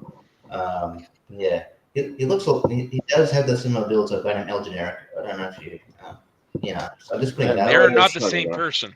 Oh, okay. Yeah. Just putting it One's out from Canada, one's from Tijuana, Richie. How could you confuse that? Sorry, didn't say anything else.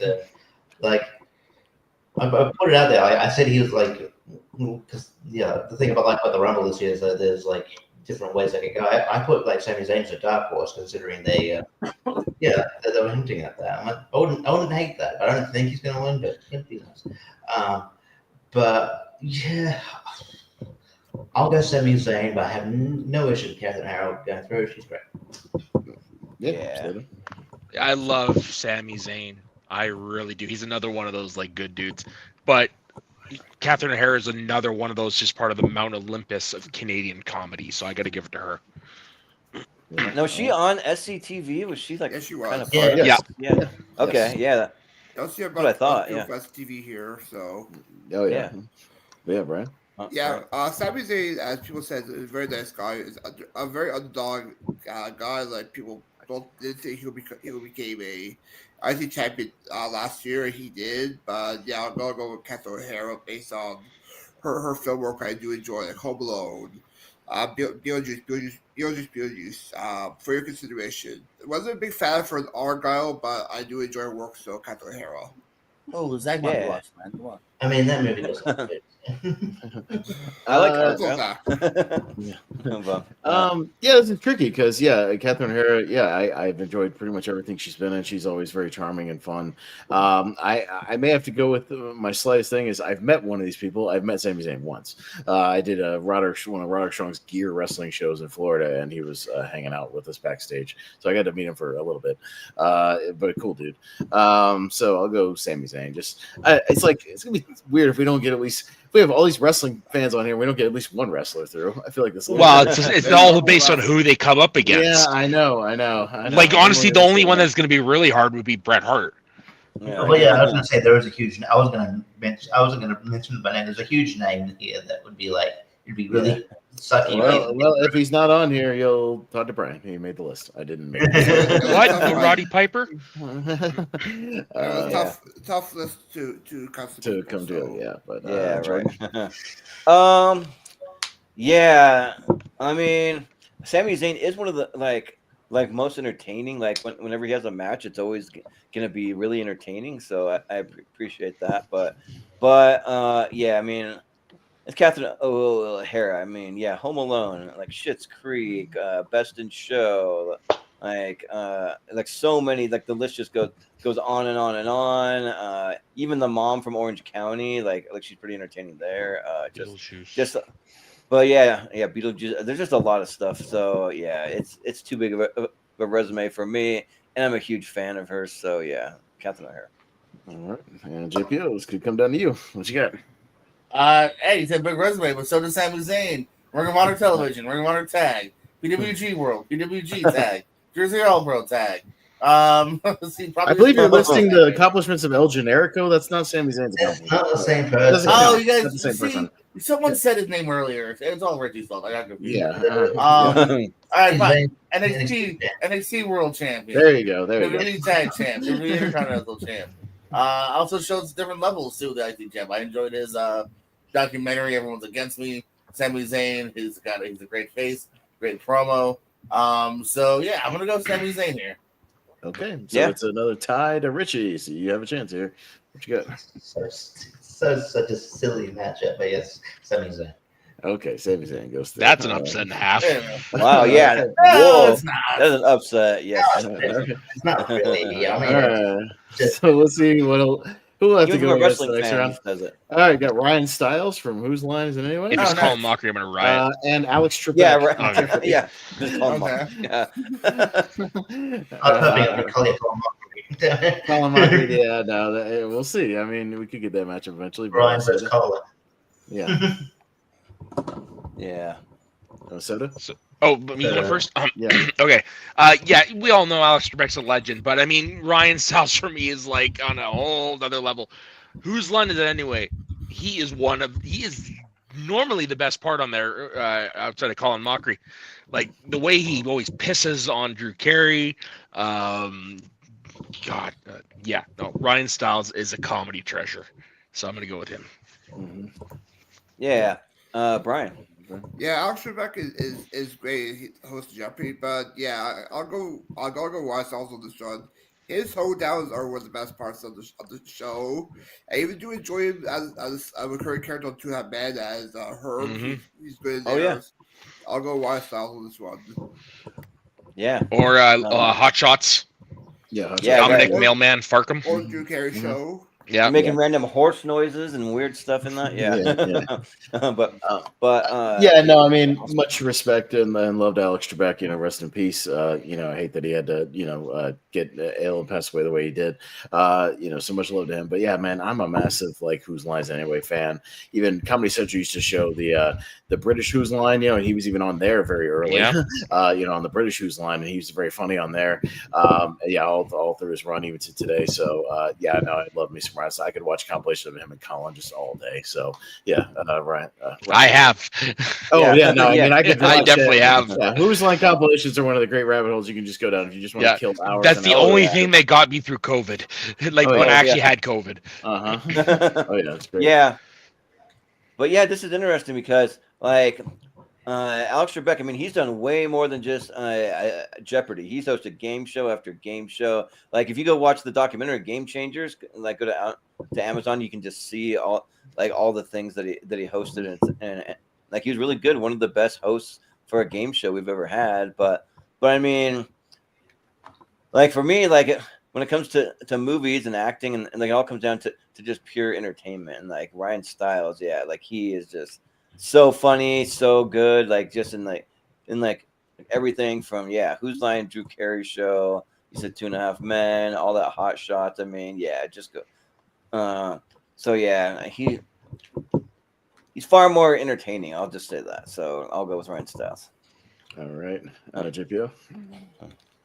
Yeah, I mean, no knocking on Alex at all here. Although I personally only know him from Jeopardy, but yeah, kind of like you guys have said, Ryan Stiles has brought me so much joy. I loved Whose Line, and like I said, watching those UK reruns was awesome. And then also, I think Brian mentioned Drew Carey show too. He could have been a really great side character too if you needed one. So I love Ryan Stiles, so I'm gonna go with him. All right, and Richie. Yeah, much like Alex Trebek, I love Jeopardy. Both of these sort of guys are sort of staples of comfort viewing. I love Jeopardy's comfort viewing, but Whose Line? I go down the rabbit hole, especially the sort of outtakes or things that went wrong. I'll never forget when he was at Drew Carey's desk and the light. Oh yeah, the fucking light. Yeah. It's like, holy shit. Yeah, I mean, you have a future. Yeah. The greatest hits with the band he had with Colin was the chemistry just off the wall. And his Carol Channing impressions, right? Anytime they make him do a John Wayne impression, well, saddle up there, bro. Start doing the dumb walk. He's great. But it's this Carol Channing that cracks me up every time. Yeah. Special. Yeah. So, Ryan Stiles, definitely, and just shout out to because it's not any chance I'll get it, but R.I.P. to Tony Slattery, who was in the UK. Whose Line, staple of that, and who recently passed away. He was really good. Yeah, Tony Slattery, kind of the wild and crazy guy of that crew. Yeah, really funny. Yeah. Very, very funny. All right, but Ryan Stiles moves on. I think that's all. But if you're not familiar, though, I'm just going to throw out there that that Alex Trebek, he's hosted 14 game shows in his career, so that's Oh, yeah. pretty good. Got to start on the I've CBC seen radio, one. and All right. Yeah. Let's see what him other... and was it him and Maurice LaMarche used to work together. Yeah. All right. All right, going over to we've got Dave Foley and Alan Thicke. Alan Thicke is like the dad from Step by Step. He had his own talk show called Thick of the Night. Yeah, and Dave Foley is obviously a comedian, voices in Bug's Life, things like that. So Brian. Yeah, I don't think it's gonna be mostly known for the dad from Corey Pays, but Dave Foley is one of the characters I do enjoy, especially it's the teamwork, and I do enjoy him as the teacher from Sky High, All American Boy. So Dave Foley gets my vote. Yeah. Austin, what do you think? Yeah, I was gonna say I voted for somebody because they were at Sky High, and yeah, Dave Foley's very funny as the guy who teaches all the sidekicks. Yeah, how to be sidekicks, and he's very funny there. So you know what, I'll give it because of Sky High. Yeah, it's Dave Foley. But I could sing the Thick of the Night theme song. Mama, go turn the light on. I'm on the road tonight. Mama, go turn the light on. Was that like a late night or like it was like an old talk? Yeah, he had like a talk show for like a season. Yeah, in like the 80s. Yeah, well, yeah, it was very random. Yeah, very random. Yeah, but yeah, I mean, Alan Thicke. I mean, he's very recognizable and like fun whenever he pops up. But yeah, Dave Foley is great though. Whenever he shows up, and he's done a lot of voiceover work, most notably probably Bug's Life. But I really like him as the gay best friend from Blast from the Past. I was gonna bring that up. Like Brendan Fraser, yeah, like he's really good when they're like going rollerblading around and like all that stuff.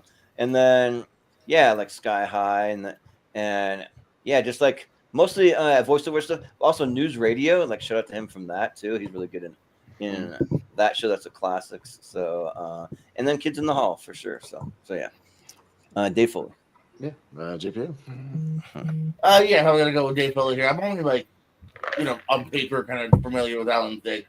I don't really know much more about him. So Dave Foley's brought us another guy that's brought us some joy, and a lot of things too. Like you look up his filmography, like It's Always Sunny gets appearances, like he'll pop up in everything. So I'll go Dave Foley. Sure. Almost recently too, he showed up in the last season of Fargo too. He was really good in Fargo. I forgot about that. Yeah, he's one of those dudes that like he's just become like a good like guest actor, character actor. Yeah, right. But Richie, I'm not as that familiar with Alan Thicke really. So I'll go Dave Foley. I like his work. Soda. Yeah, Alan Thicke. I mean, whatever. I did like him playing himself in How I Met Your Mother. But yeah, Dave Foley. It's another Kids in the Hall guy. I can't really vote against him. And yeah, Jordan, I love that you brought up the gay best friend in Blast from the Past. He's one of my favorite parts of that film. Yeah, no, Dave Foley is another Canadian comedy legend. All right, so Dave Foley. All right, moving on down to Michael Bublé, the singer, and Sean Levy. Sean Levy, Sean Levy, director Sean Levy, who most recently directed Deadpool and Wolverine. He did the Night of Museum movies, I believe, right? Yeah. So director Sean Levy. Yeah, I was like, who did I forget? Oh, that's right, Sean Levy. All right, so me, my mom's a big fan of Michael Bublé. I'm gonna say something similar. My mom has all of his CDs, so she's a big fan. I'm not as much, but yeah, I enjoy a good chunk of Sean Levy's. I think the Night of the Museum movies are really underrated. I really like that a lot. I like that franchise, and yeah, he did a good job with Deadpool and Wolverine. So kudos to him. So yeah, I'll go Sean Levy. Yeah, it's kind of interesting. Like me, my brother like to make up like weird spoof like Michael Bublé song, like it's a beautiful day and I just shot myself or whatever. Like just like throw out random stuff, but and then my mom had a actual like a little like story with Michael Bublé. She went to his concert and they were gonna try to meet him afterwards, but they didn't know where they could find him. And then so they thought that they weren't gonna see him, so they're walking away. And then somebody whistled, and then they're like, hey, like a little lady over there, and then he threw her a shirt, and then just like went into his bust that he had there. So yeah, so my mom has a Michael Bublé shirt from him that's like directly from him. But and yeah, like he's got surprisingly like pretty good like music, and like I'm not a massive diehard or anything, but I do enjoy like his Christmas stuff and like that kind of stuff. But then yeah, Sean Levy, he's a great director too. Like I mean, I don't have his filmography pulled up, but I feel like mostly like good stuff though. I don't know though. It's up Filmography to kind of hit and interesting. miss. It's a very up and down, like very roller Yeah. coaster ride of a filmography. Yeah. Okay. Because like for Well- every like, Night at the Museum, Dead, Real Steel, like underrated, even Big Fat Like he also has like the Pink Panther with Steve Martin. And Oh, oh God, and like the Adam Project, like he's got some I like shit Adam where he Project. doesn't- Yeah. he's just married with Ashton Kutcher. Yeah. Like it's mixed at best. Yeah. Well, more of a movie guy than like Mhm. that I listen to Michael Bublé's music that much. I'll still go Sean Levy, sure. All right. Yeah, JPO. There's a little odd tournament. Let's see. Yes, Singer, director. would I you like it, expect though. anything Some- less? Yes. Something different. I don't mind Michael Bublé. I really don't. I like a couple of his songs. I just haven't met you yet. That one's catchy. Yeah. Yep. Yeah. And like you said, Sean Levy is a little bit mixed, but he does have enough highs where he probably has brought me more enjoyment over the years. So I'll go Sean Levy. That song is catchy, JPO, until you hear it on my work playlist every day, like I have to hear it at my job, and then it's not so catchy anymore. No, thank you. I've heard that song 9,000 times. Just fucking beat it already. Yeah. Richie. Yeah, Michael Bublé is a Michael Bublé album is what to get your nan when you you don't know what to get your nan. So Michael Bublé. But I don't like dislike his music, and he's actually pretty funny dude. But I don't know. It's not like I go out of my way to listen to it or whatever. I just if it's on, it's usually like probably like similar. It's on if I'm in a shopping mall or whatever, especially around Christmas time. So, oh yeah, cool. It's Michael Bublé season, but because like it's Mariah Carey or Michael Bublé or Wham, Wham season, George Michael season. Yeah. And Sean Levy, I like his stuff enough, a bit up and down, like I said, but I think I like his films enough. It's weird. I was looking him up, and like sometimes the internet will like just like put up like fake things that like haven't been announced, just like people that make fake posters and think that that's coming out. Like, I hate those. It was like, Free Guy 2. It's like, no, that's not a thing. Night of the Museum, they're coming out 2027. I'm like, I don't know if that's a thing. That's not a thing. No, it's I not. don't know if that's a thing either. Anyway, Sean Levy. Yeah. Yeah, but Michael Bublé is kind of like the modern day Bing Crosby because he's got a Christmas special on TV and like sings all the Christmas music and whatnot. So yeah. Soda.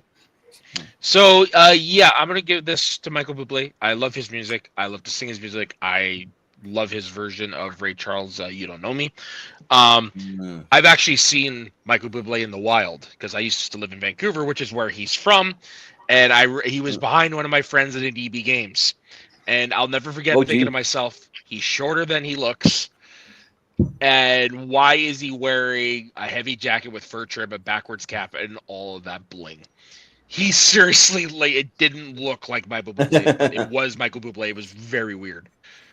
What game was he buying? That I don't remember because I'm just shaking my head. There's no way this guy's him. But yeah, it was him. Well, my mom's friend had a similar experience at Disneyland with Nicolas Cage. Like saw him in the wild with like pink hair. He had his hair dyed pink, and then he had like a big fur coat on, trying to go incognito or something. Yeah, sounds about right. Yeah, but Brian. Yeah, well, the only thing I like about Michael Bublé was the SNL skit. They parodied him for his Christmas album with "It's Time for Santa Claus" or something the first Christmas album. Oh yeah. But Yeah, I'm gonna go with Sean Levy because he's more more recognizable with his work. So Sean Levy. So wait, hold on. You're more of a. It's like you don't even know this is your list, Brian. No, I see more with work though. I don't listen. Oh, okay. It almost seems like with your answer, you were like not familiar with Michael Bublé. Yeah, it's like, it's your list. I was like, okay. Anyways, we got Mike Myers, and we got Will Arnett, who I've also seen in the wild come out of a Starbucks on Granville Street. Okay. Oh, really? Yeah. Jordan. Man. Yeah. Man. Yeah, this one's tough because they're both really, really good. Will Arnett, like, he just has a really great voice. I mean, the voice of like the Lego Batman, the voice of like those Reese's peanut butter cup commercials, and then being like being in the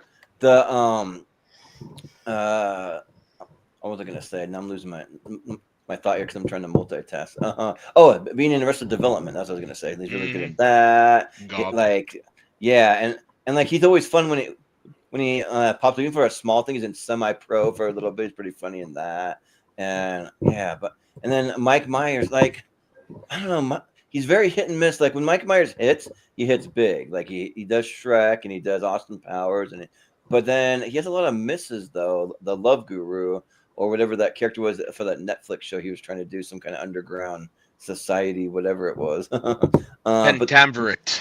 Yeah, the Pentaveret, and then he also has Wayne's World and So I Married an Axe Murderer. So I think that Mike Myers has more hits because he's also on SNL and all that. So yeah, I'm a big fan, and I hope we get another Austin Powers. He's been talking about it forever, but I don't know. I don't think it'll happen. Yeah, but we are getting Shrek. Yeah, we're getting another Shrek. So yeah, but yeah. So Mike Myers. JPO. Yeah, I believe Austin Powers when I see it because what is it?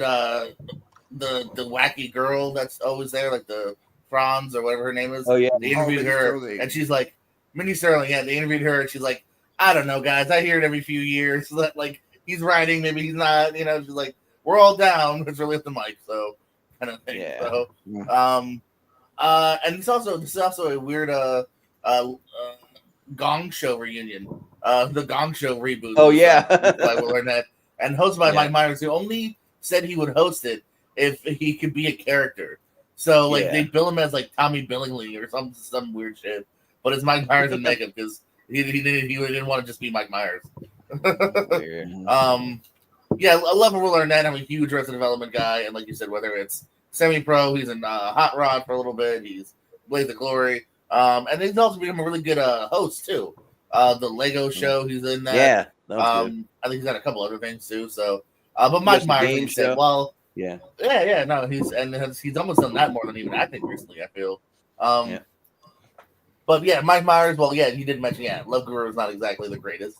I find it a little underrated, and when I say that, I just mean it's not the worst. But like, I just love Austin Powers and Wayne's World so much. They're huge repeats, especially the Wayne's World. So I got to go Mike Myers. Mm-hmm. I think the Love Guru is the fastest I've ever walked out of a movie. Literally, like 15 minutes. The only good thing about that movie is Justin Timberlake. I was drunk. I was drunk when I saw it, and it was funny.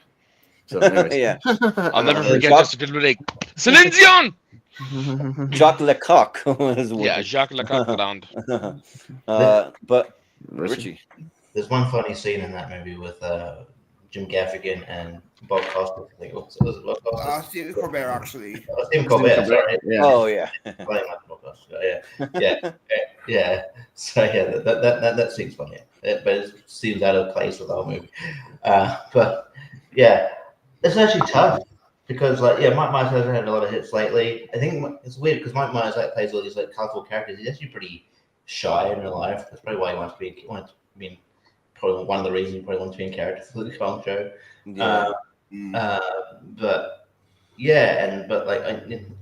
his hits are sort of some of my favorite movies. But I like Will Arnett's work.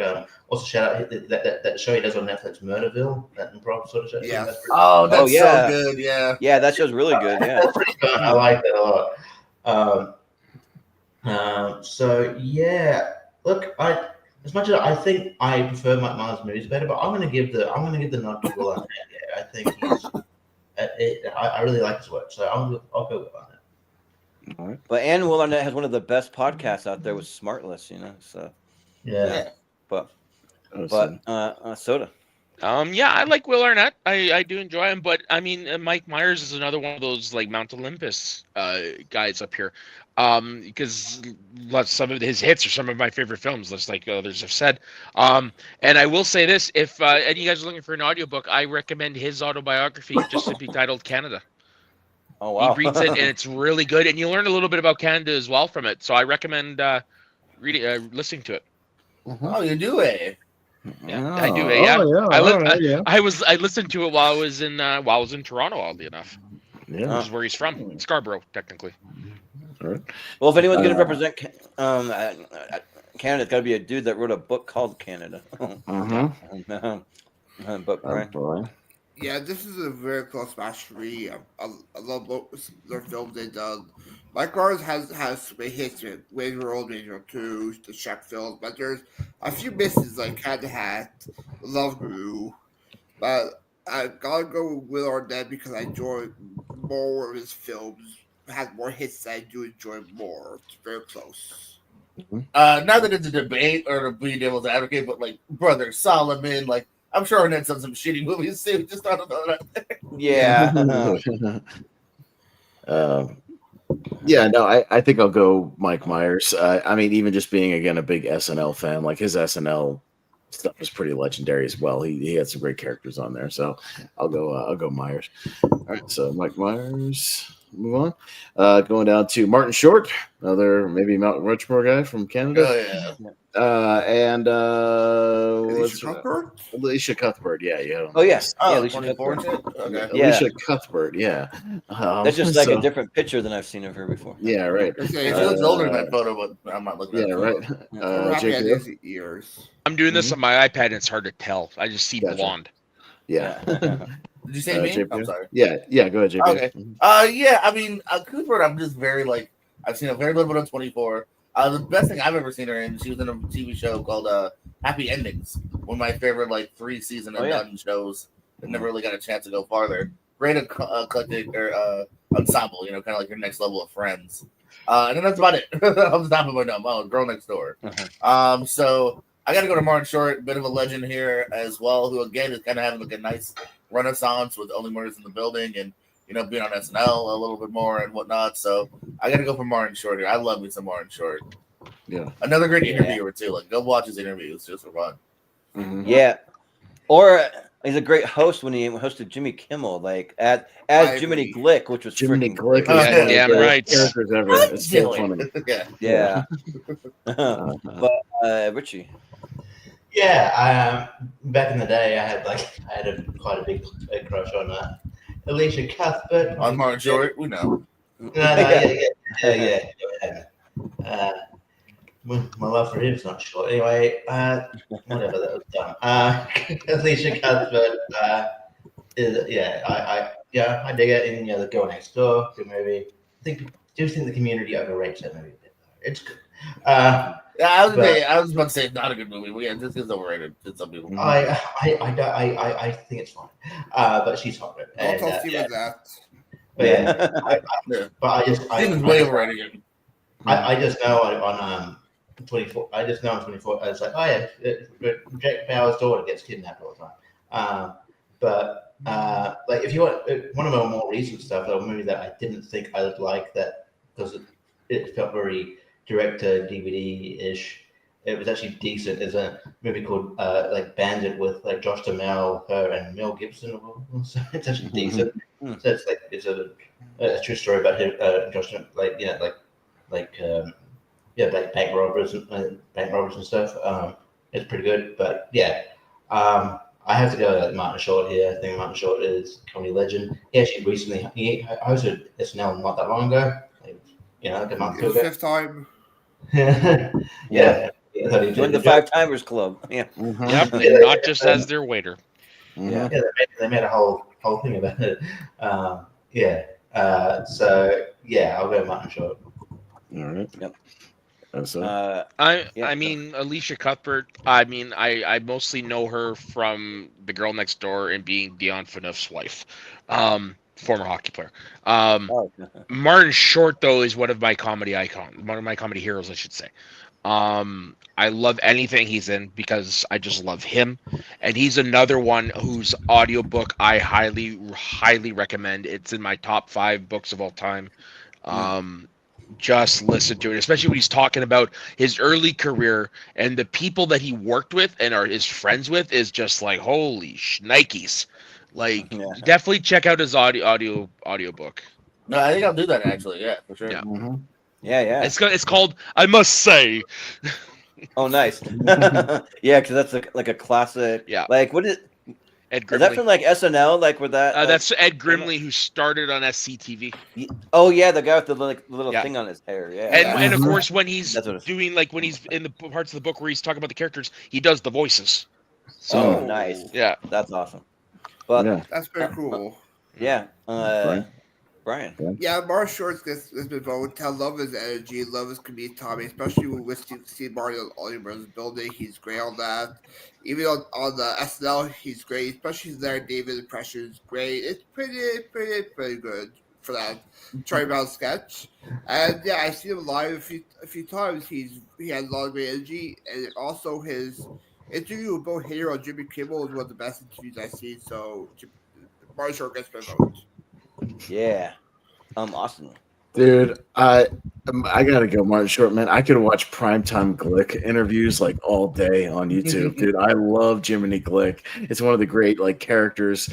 I can't tell you how many times I watched the Steven Spielberg interview. When he asked Steven Spielberg, when are you going to do the big one? Spielberg goes, what? and he goes, what do you mean by the big one? He goes, something clicks with the public, you know? When are you going to do it? It's really, really funny. He's a treasure. He's a national treasure. The way he just tears down people is so damn funny. Yeah, it's awesome. So, yeah, Martin Short. Jordan. Yeah.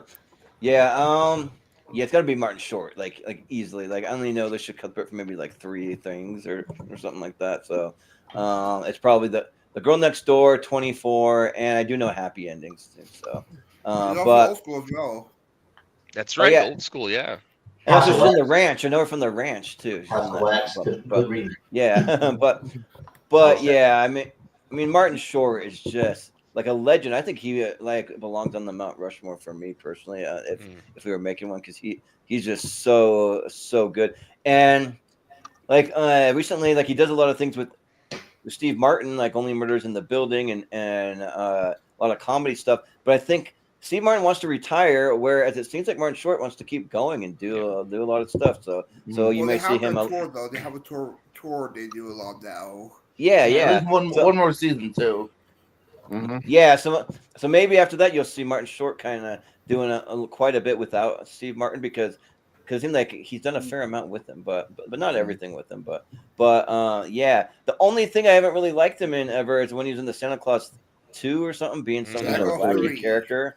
Oh yeah, 3. Yeah, it's like one of those ones. Yeah, like being like Jack Frost or something. But like most other things that I really like him in. So yeah, I'll say Martin Short pretty easy. All right, Martin Short. All right, we got Colin Mockery from his line, and Brian cheated. He's like the Trailer Park Boys, all of them. Okay, they all together. So sure. I want to add one more thing about Martin Short. I just love the fact that him and Meryl Streep are dating. Oh yeah, wait, in real life. In real life, yeah. What? Yeah. Oh, that's adorable. Yeah. They do look adorable. Whenever I've seen pictures of them, they look so cute. Okay. They probably got together on Only Murders in the Building then. Yeah. Well, they've been friends for a long time. Yeah. I'm just saying, I wonder if he's like, thank God I wrote her that part. Yeah. Richie. Yeah. Just when you talked about Jiminy Glick, it reminds me of this other dude, this British comedian named Simon Amstel. He used to host the music trivia TV show called Never Mind the Buzzcocks, but he would do antagonizing things like that, and he had Jermaine Jackson on one time, and he goes, "Oh, and he's talking about, he goes, what about Michael? Has he ever done anything weird?" So, yeah, But in regards to this, yeah, I haven't seen much of Trailer Park Boys. I know it's like a staple in Canada. I know it's fucking everywhere. Yeah, and even on Netflix. Oh man, this is very. It's like even on Netflix, on Tubi. Like, you know, you can. Yeah, I'm like, I feel like the streaming services want me to watch this show, and I'm like, get around to it eventually. But Colin Mockery is just a legend. I think he's one of my favorite members of that cast. Yeah, like his chemistry with Ryan Stiles is second to none. But yeah, again, the actual the bloopers are funny when he's just like, oh, what's your favorite bird? Arctic tern. What sound does an Arctic tern make? Backstreet Boys.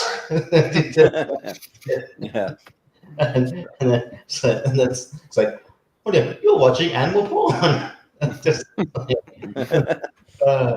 but yeah, yeah, I have to have Colin Mockery. I think Colin Mockery is fantastic. Yeah, sounds good. Soda. I'm like one of the rare Canadians where the Trailer Park Boys has never really been my thing. Not really into that kind of humor. But Colin Mockery to me is another national treasure for everything Richie just said. For everything he does, he's ever done on Whose Line Is It Anyway? And even he knows how to mock himself. I was it the Drew Carey show. I think he did an episode where they said something like, and of course the obligatory there's got to be like an obligatory Colin Mockery cameo, and he walks right by the scene and says, "Hey, oh wait, no, sorry, that was a show Corner Gas." Not Drew Carey show. Okay. Yeah. Okay. But yeah, no, he like even knows how to like make fun of himself. And he was also part of an underrated show. I don't know, Brian, if you've ever heard of it, called Blackfly. I haven't seen it though. Dude, Blackfly is funny. It's about it's about the fur traders, and he plays like a British general. Okay. Yeah. Nice. Mm-hmm. Sounds good. Kind of like Brian, a Blackadder type of thing. Oh, okay. Yeah, Trailer Park Boys are fun. I do enjoy the movies as well. But gotta be Colin Mockery, especially the Irish Cheeky songs. He always knows how to crack people up for that. Especially his news report games where he like tried to report what's going on behind him. Especially the one that him reacted to himself doing some wacky stuff with Who's Line. So Colin Mockery gets my vote. Mm-hmm.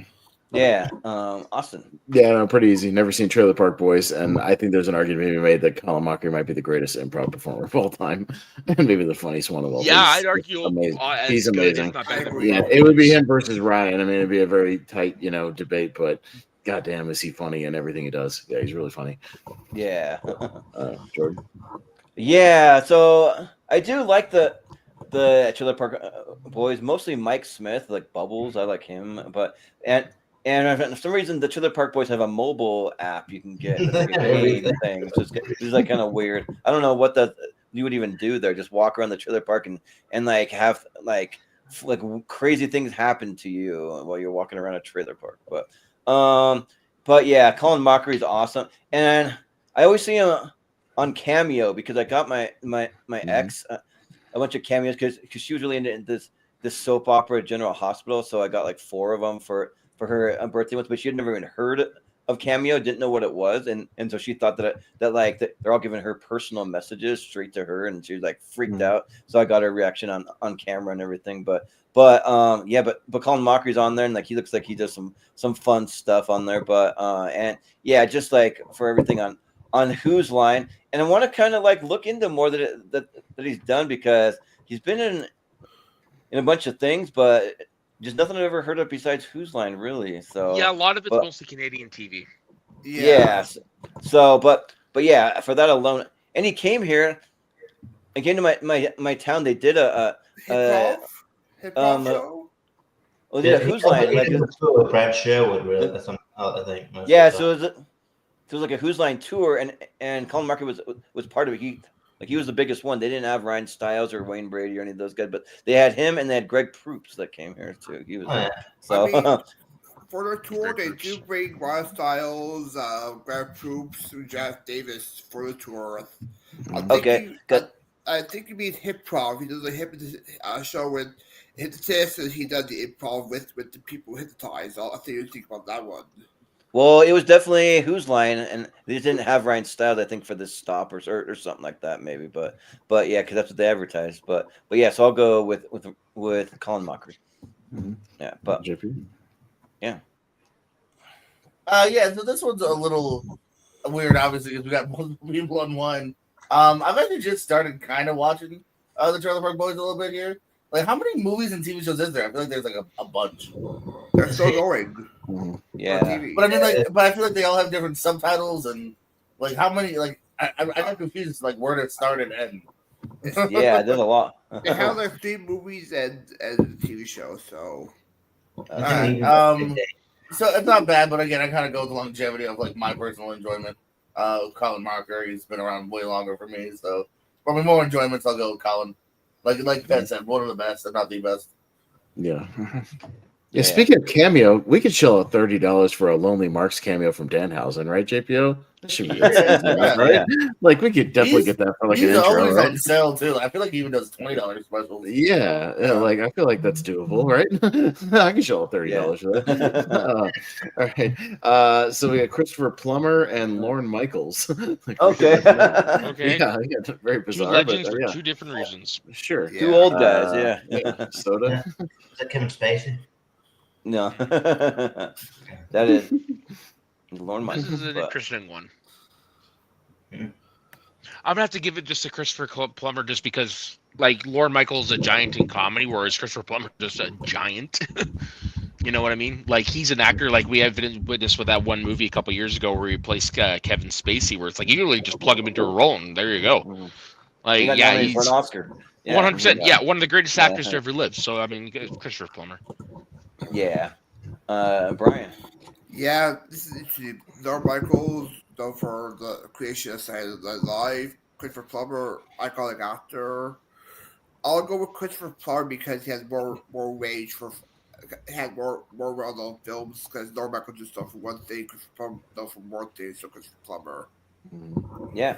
Austin. I think I'll give mine to Lorne Michaels. Again, massive SNL fan, and much prop to the guy for creating a show that has lasted 50 years. So how many people can say that? Yeah, Lorne Michaels. Yeah. Yeah, I mean, and like the same thing. Like I know that Colin Mockery has done a lot of stuff, but even still, for me, I only know him for one thing, and I only know Lorne Michaels for one thing, and like he's really really great at it, and you see that the years that he left SNL, and those are some of the shittiest years of SNL. I mean, they did have Eddie Murphy for a time, so that it's like he did carry it without Lorne Michaels there for a bit, but then he came back and he revitalized it, and like ever since it's been great. And so I kind of I saw Bill Murray on a podcast once. They did the whatever the like Kelsey, like Travis Kelsey and his brother, like they did their Jason, their podcast, and he said that like Saturday Night Live is still good. It's just that we're not as familiar with these characters, and maybe people aren't really shouting it out like they used to. But like it is still good though, and like I would agree with that. I go and watch every weekend. I go watch stuff, and like not everything's gonna be a banger, but there's at least one or two almost every week. So I mean, so I'll give it to Lorne Michaels. So yeah, JP. Yeah, this is again such a weird one. Like Christopher Plummer's been a lot of great things. Lorne Michaels, though, the spearhead of an iconic show that is still lasting, still giving out enjoyment. I mean, maybe let's go on a personal level. There's another big SNL guy that still tunes in pretty much every week. I'll go Lorne. Also, that movie was really good. Yeah, right. Mm-hmm. Yeah. Richie. Yeah, I like Christopher Plummer. I think he's a legend. I haven't seen a lot of his movies though, but yeah, and yeah, I saw Sound of Music a lot later in life. I thought it was overrated. There you go. Yeah, I was, but like he was good at it. But yeah, I've been watching SNL for quite a long time now, and yeah, I think it's like. It's become like a comedy staple. So yeah, that's obviously a huge accomplishment there. And yeah, like JP said, the movie's good. So I'll go with Lorne. All right, Lorne Michaels. But But when that 50th reunion show happens, it'll be Sunday, February 16th. I am busy that night. That's it. That's my whole night. Don't try to. I'm busy that night. I'm not watching it. Oh, yeah. You know. Yeah, same here. Yeah. Couldn't care less. Don't give a shit. Anyways. I'm a diehard, so I'll Sure, be no, watching for sure. that. Got Howie Mandel and Michael Ironside. Okay. We should know how he's on this. Yeah. Michael Ironside looks like he's falling apart in that photo. You'd I'd still be terrified of him. Yes. Yeah, same. Brian. Yeah, I do enjoy Michael Ironside. I did enjoy his appearance in Blackberry 2 years ago. I did enjoy that one. I do enjoy some of his work, but I gotta go Howie Mandel because when he brought me on stage during one of his comedy shows. One of my favorite memories. So Howie Mandel. Nice. Yeah. Sounds good. Austin. No, I mean, respect to Howie Mandel. Yeah, he's been in the comedy game a long time, and yeah, he's a weird kind of super germaphobe, but sure, dude, I guess you be you. But man, JPO knows I love my character actors, and Michael Ironside's one of the great, just recognizable, like, awesome asshole character actors, of all time. Yeah, just watched The Vagrant the other night, which I talked about on JPO show. He's in there for a few minutes, and just anytime he pops up, I'm always like happy to see him. He's just one of the greats. So. I gotta give love to character actors with Michael Ironside. Yeah, so I do like Michael Ironside. Like I watched Starship Troopers for the first time, and like he's great in that. Or like Total Recall, or something. The Next Karate Kid. Yeah, but he had a great 1987 because he did Scanners and Starship Troopers, but Scanners was in 1981. Oh, I don't know why I'm saying 1997. Wow, I have no idea. 1981. He I've looked never seen good it, so at his I don't age. Why does it say was like like- three that was like places? one of his first movies. 1997 Scanners. I'm seeing it like No. 3 different links. No, Scanners is 80s, man. no, Scanners. Did He still had hair in Scanners. Yeah, I was gonna say he had hair. They have like anniversaries then that came up. Why is No. it saying it in like on like 3 No. different places? That's weird. No. I don't know why it's doing that. Like here's 3 links. It's still saying. Don't trust 97. Google. Go to IMDb. No. Don't ever It's not trust just Google though. Like it's like a multiple. I don't know Weird. how you use search engines. I don't know. but I don't know. Well, anyways, I'm voting for Howie Mandel. Okay. Well, No, Google's just incorrect. That movie It's did not not that come out funny, in 1997. but okay, whatever. But yeah, Howie Mandel though, yeah, I mean, he like brought back like what kind of made like primetime game shows popular again with Deal or No Deal. That was like a really big thing when he came back. Like that game show's still huge. You go to the arcade and there's like most of them have like a Deal or No Deal thing still there, and it's fun to play. I mean, he was in my childhood, Bobby's World, The Little Monsters, and yeah, the Gremlins, did all the voices, and then he even did some like dramatic stuff. He did Saint Elsewhere with Denzel Washington.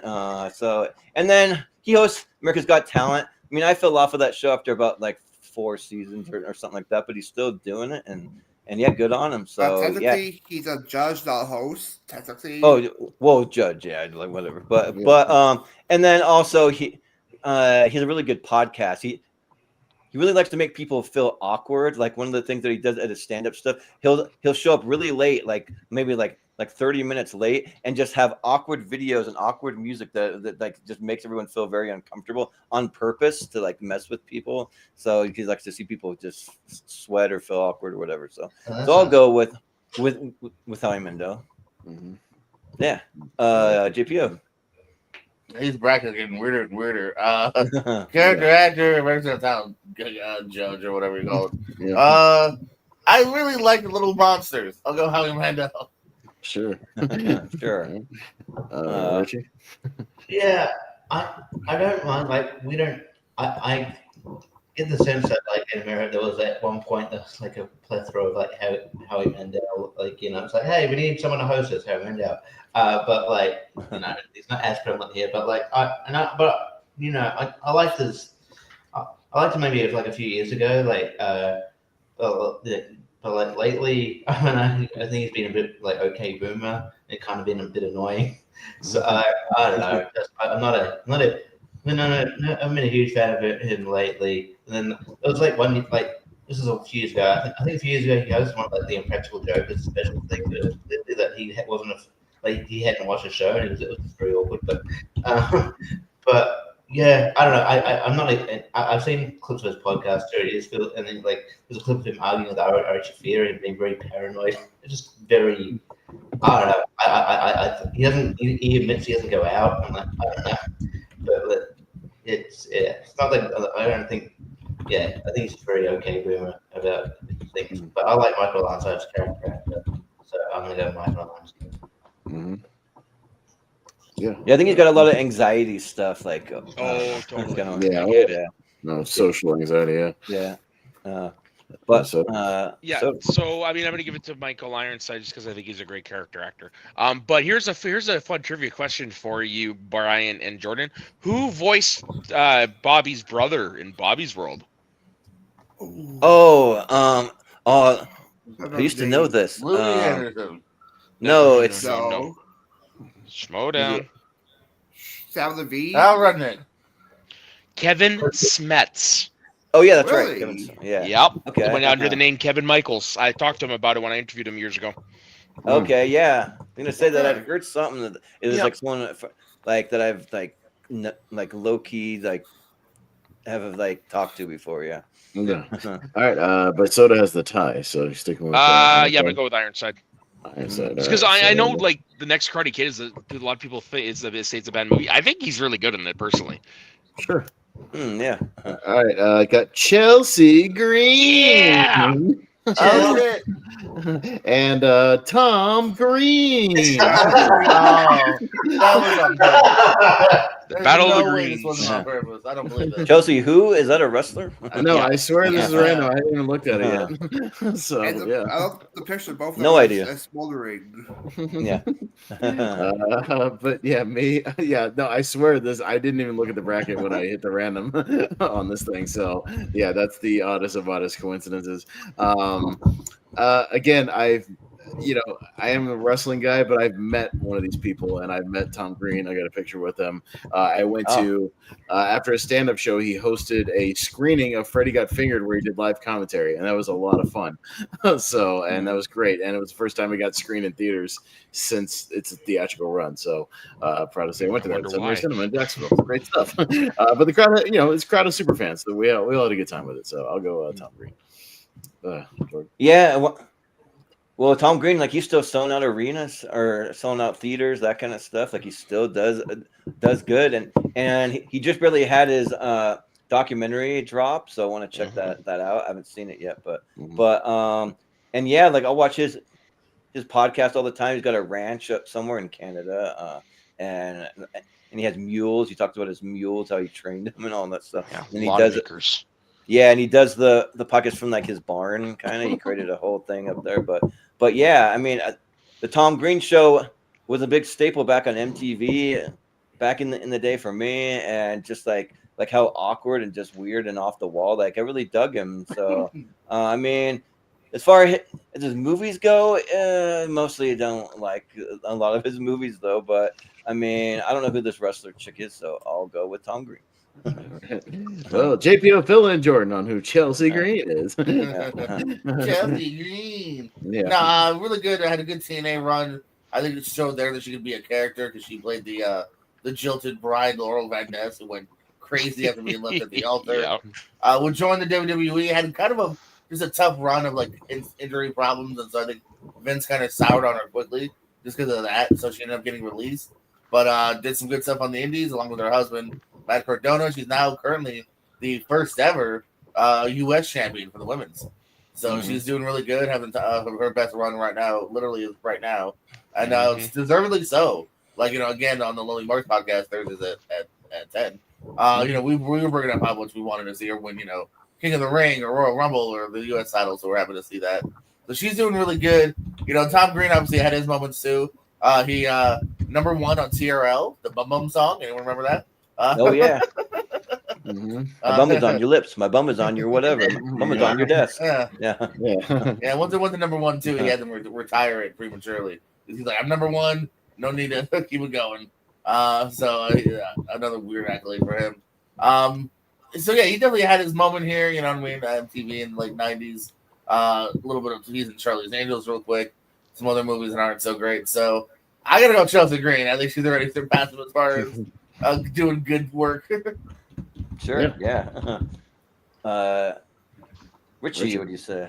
Sometimes I want to get on TV and let loose, but yeah, it's cool for Tom Green to pump dead moose. I've actually met Tom Green as well. I mean, because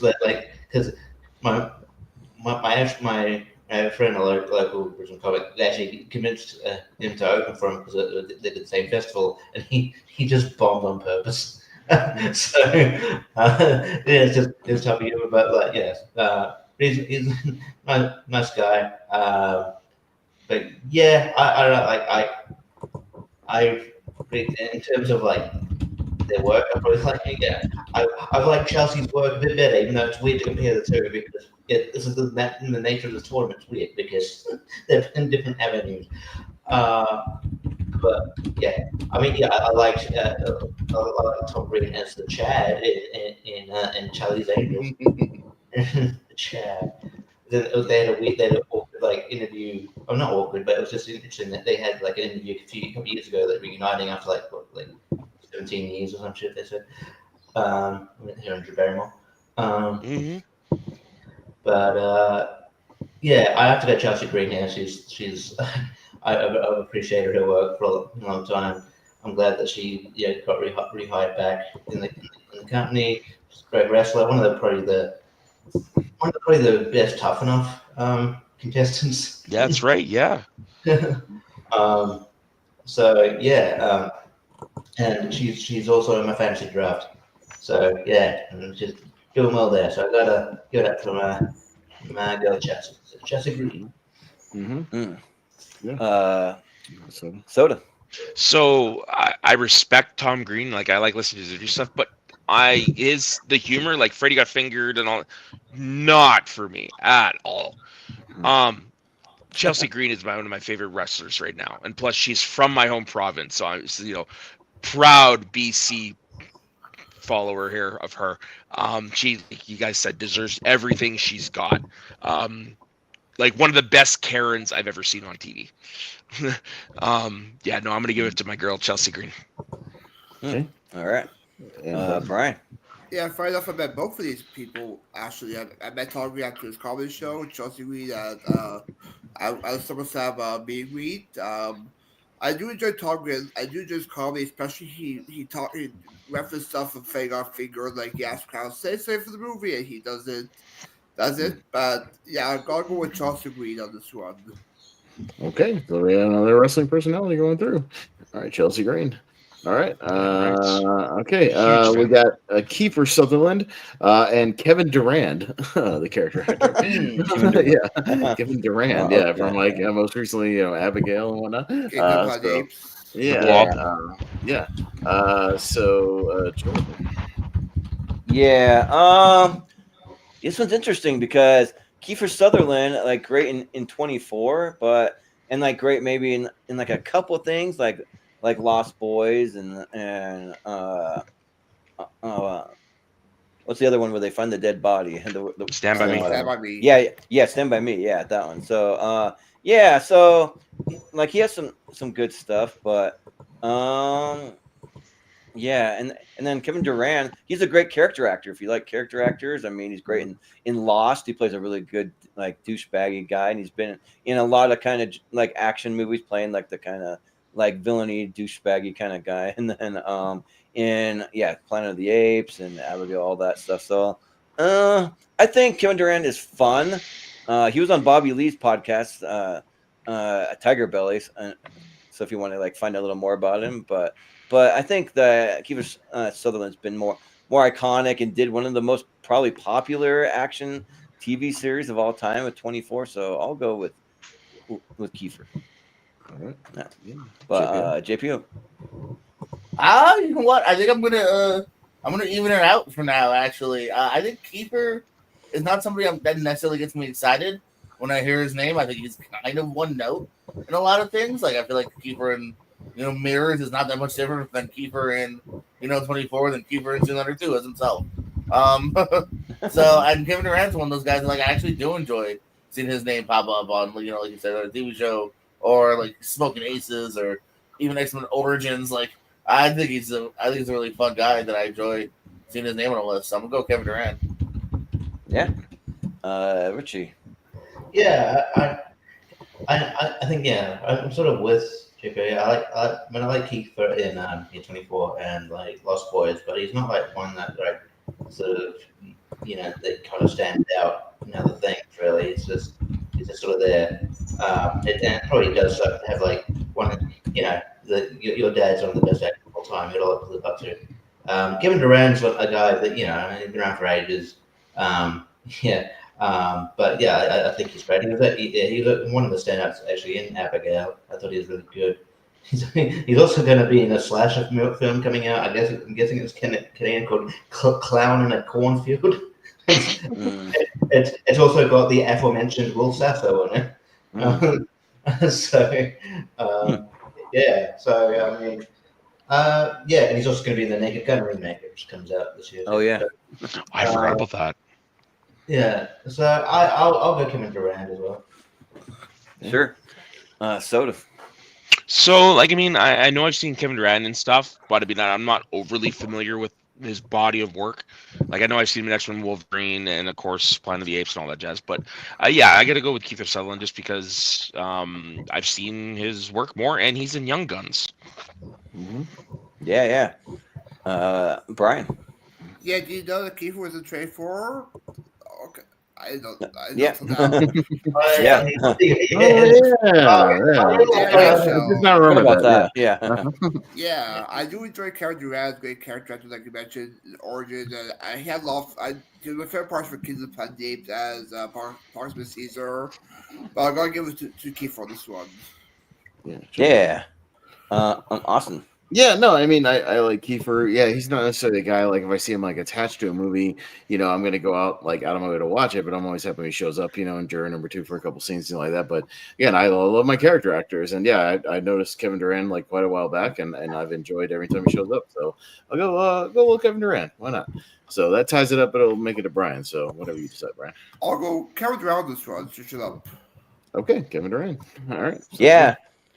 Like, he's been in a lot of stuff that if like someone brings it up, you're like, oh yeah, he was in that. Like you're just like whoa. Yeah, it's more of a character actor. Just like Mystery Alaska. He's in 310 to Yuma, Fruitville Station. You're just kind of like forget he did all this stuff. Oh, isn't he the shitty cop in Fruitville? Yeah, he's the really shitty cop at the end of the movie. Yeah. All right, so somebody who's not a character actor, Ryan Gosling, and Pom Klementif, who is kind of a character actress. Yeah. Okay. So, aka Mantis from Guardians of the Galaxy. Also, Mission Impossible. Yeah, and the Mission Impossible. Yeah. So, JPO. I'll probably just go with my boy Ryan Gosling. I like Pom and the little I've seen of her. But even Dead Reckoning, I didn't really get to like. She's just kind of a silent badass. So I kind of want to see more of what she can offer.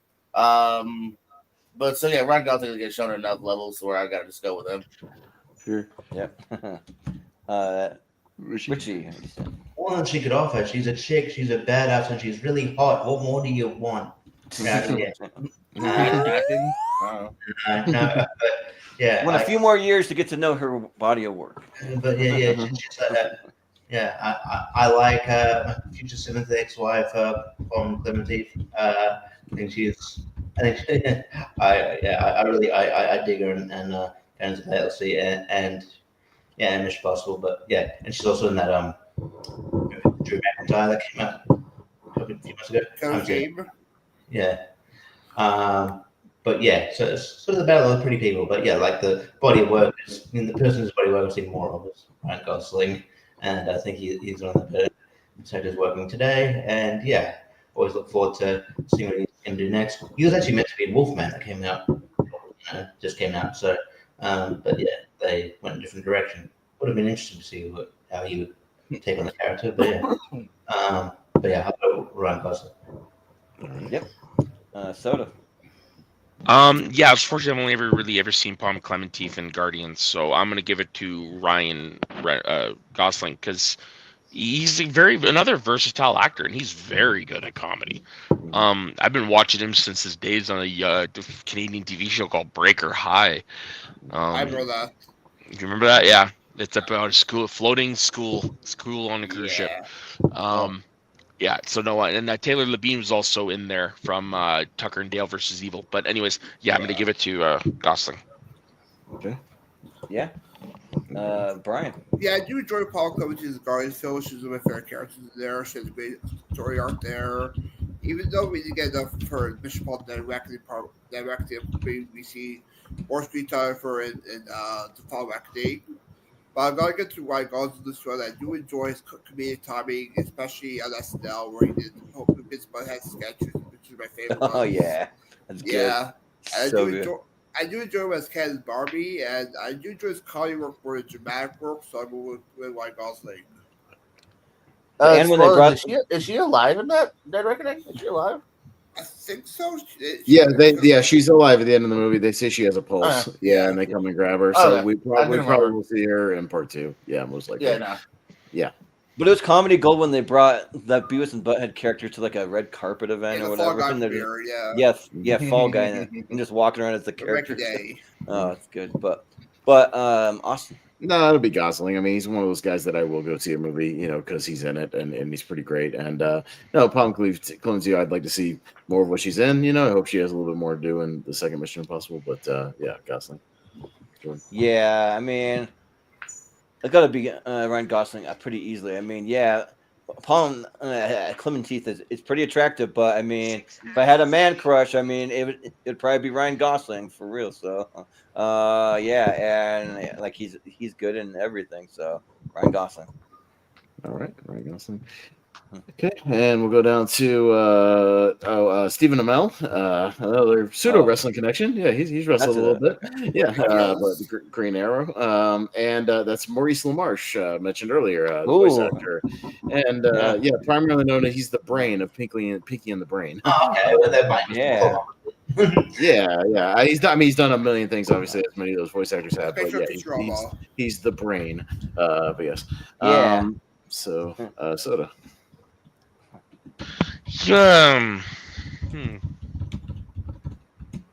Probably Maurice LaMarche just because of his wide range of vocal talent and whatever. And don't get me wrong, I like Stephen Amell. Really good Green Arrow. Really good in heels.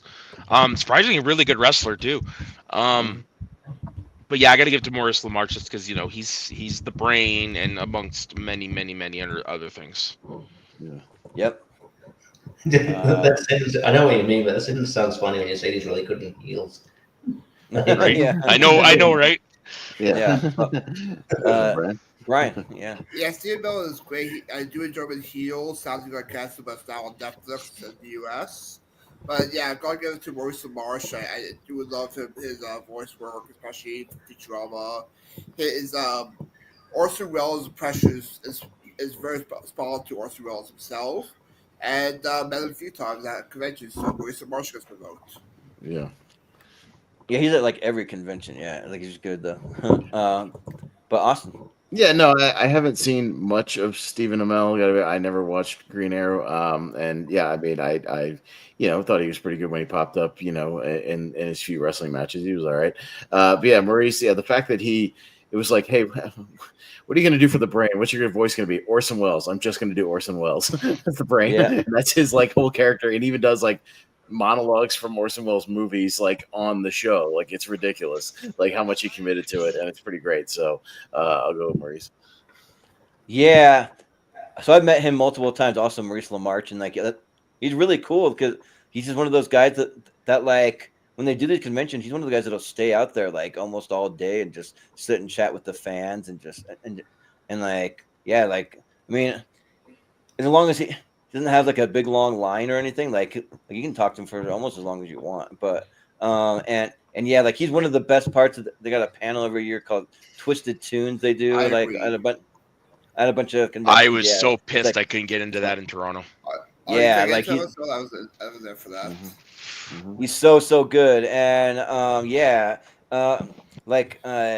the brain character is one of my favorite. But then Futurama doing like Kif and Calculon and like some of those guys on there, and then like the list of voices just goes on. Like he's in Zootopia, he does Mr. Big and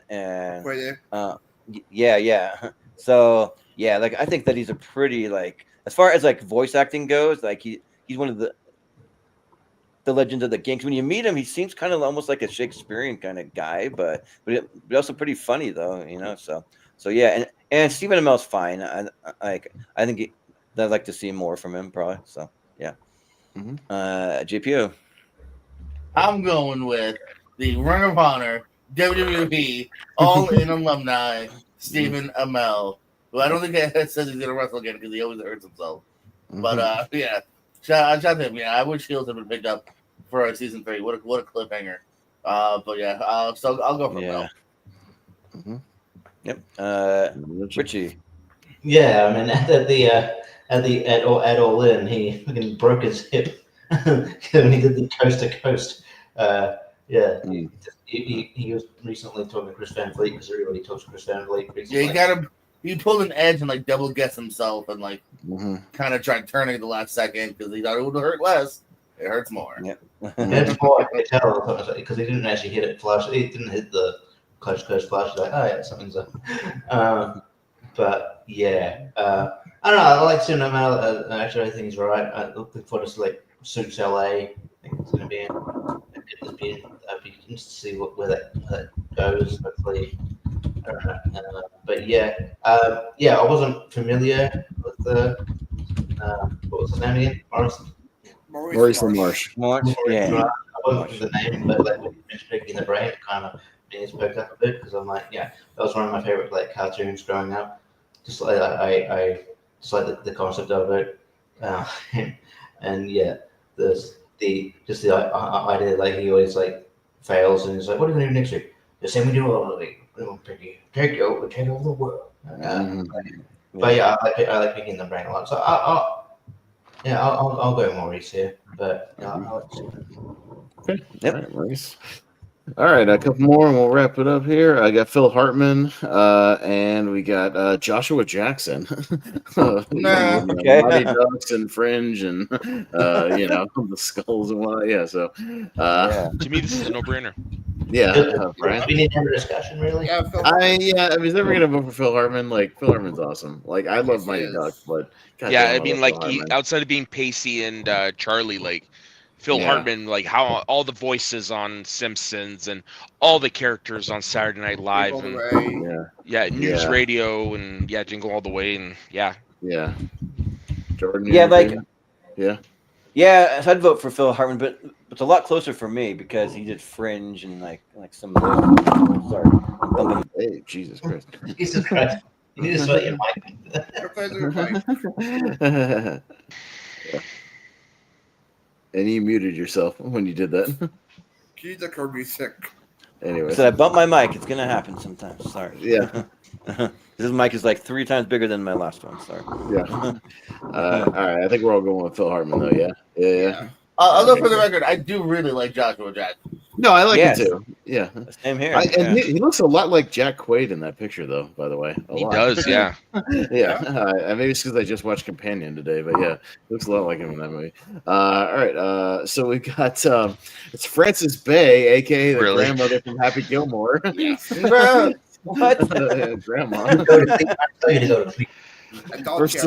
Versus Don Cherry, who's like a Canadian hockey personality. The heck?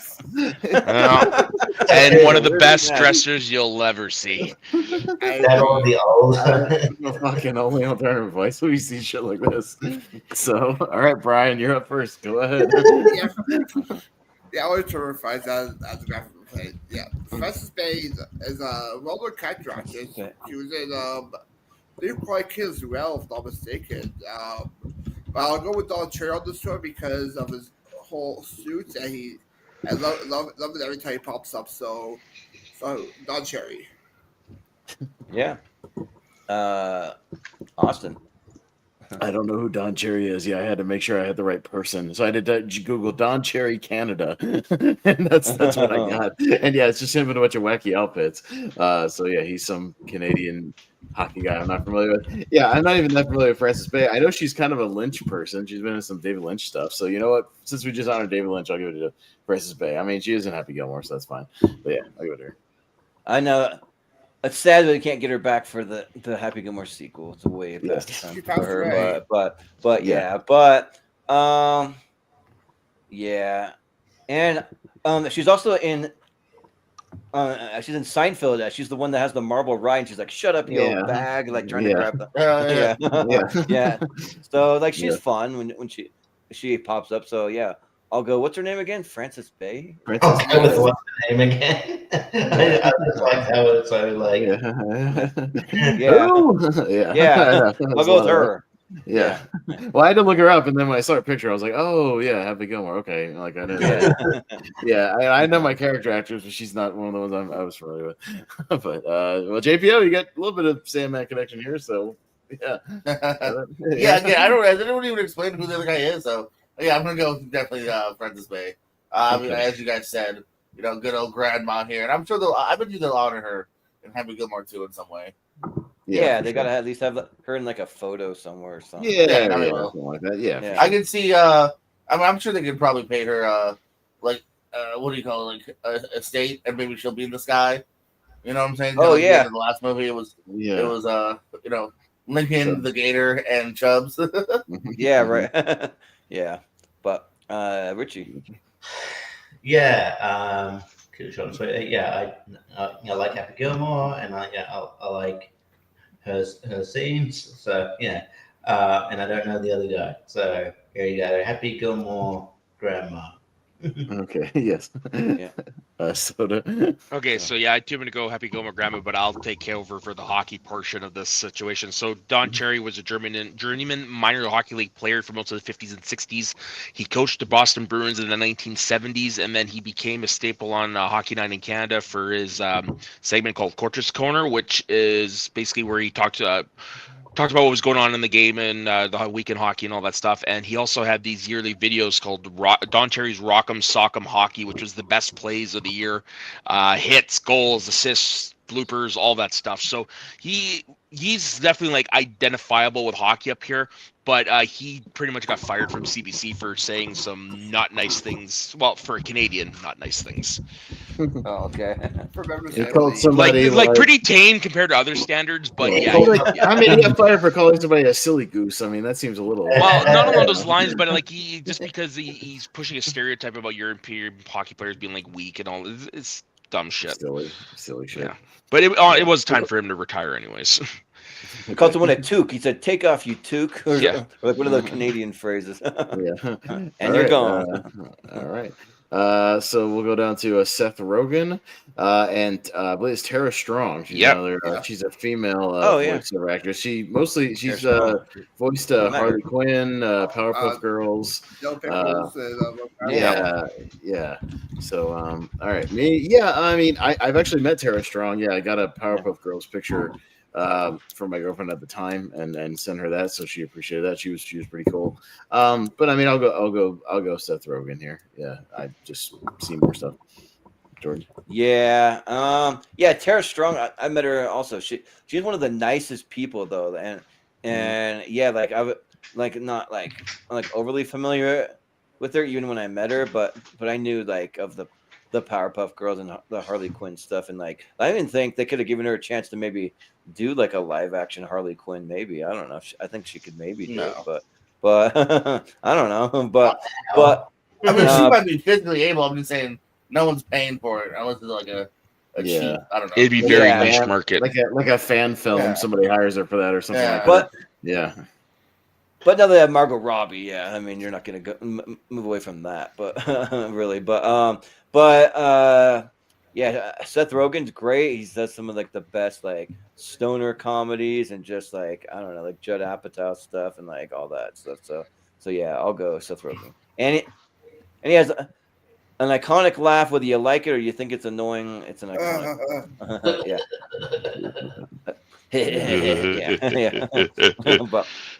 But yeah, JP. Yeah, I've seen clips of Tara and like interviews. She seems very charming. But I go with Seth Rogen here. I do like most of his films a lot. Mm-hmm. Yeah, sounds good. Richie. Yeah, I like Tara Strong. I think she's a great voice actress. But yeah, I'm a huge fan of Seth Rogen. Yeah, because his work and also the guy just seems cool. And quite funny, down to earth kind of dude. And yeah, I think as well as being a good comedic actor, he's proven himself to be just a good all round actor. Check it, like an underrated film I'd get people to check out is Take This Waltz with him and Michelle Williams. Oh yeah, it starts over too. Yeah. And Sarah Silverman's in that movie as well. I'll go.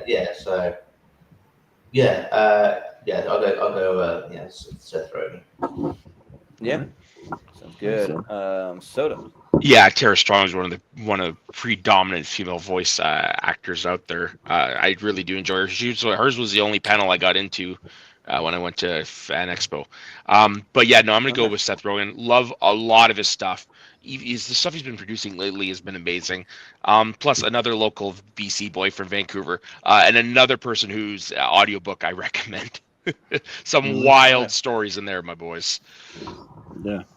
It was a famous stoner too, so I'm sure he's got a lot of like getting high stuff and all that. Yeah. Yeah, and then there's I'm not going to go into the whole story clearly, but when he was in school, he actually got lost in the woods with his class, and like it was an emergency like alert sort of thing, and he goes into it in the book. Oh, nice. I'll have to check it out. But Brian, what do you say? Yeah, Tara Strong is a very iconic voice actress. Working today, I do love me some Seth Rogen. Yes, but I love his charity work he does. His area for charity stuff, especially I saw him one time making my city for one of the comedy shows, and he brought Joseph Gordon-Levitt with him there for a show. So I go with Seth Rogen. All right. Yeah. Okay, a few more. I think we're almost done. We'll speed through these last couple ones. We got Brendan Fraser, and we got I should have worn my "I grew up on Canadian TV" T-shirt. Ernie Coombs, who the best I could describe him from my little research is he's the Canadian Mr. Rogers. Correct. Okay. So yeah, like children. If you want to learn more about him, there is an Amazon Prime documentary. Yes. Really good. Yeah. So Brendan. No, Fraser seriously, wins. it's as good as the one about what's his face. Rogers. I'm ready. I'm just probably not going to do it. Yeah. Totally fair. No. I would almost say just Brendan Fraser wins, but Soda and Brian, if you want to say No. I'm in about agreement. him, Brendan sure. Fraser wins because But Mr. no, I was Dress-Up gonna is say, very feel niche. free to say a kind word about Mr. Coombs or whatever. Well, if so you like Mr. Dress-Up, funny enough, Mr. Rogers' neighborhood is Canadian.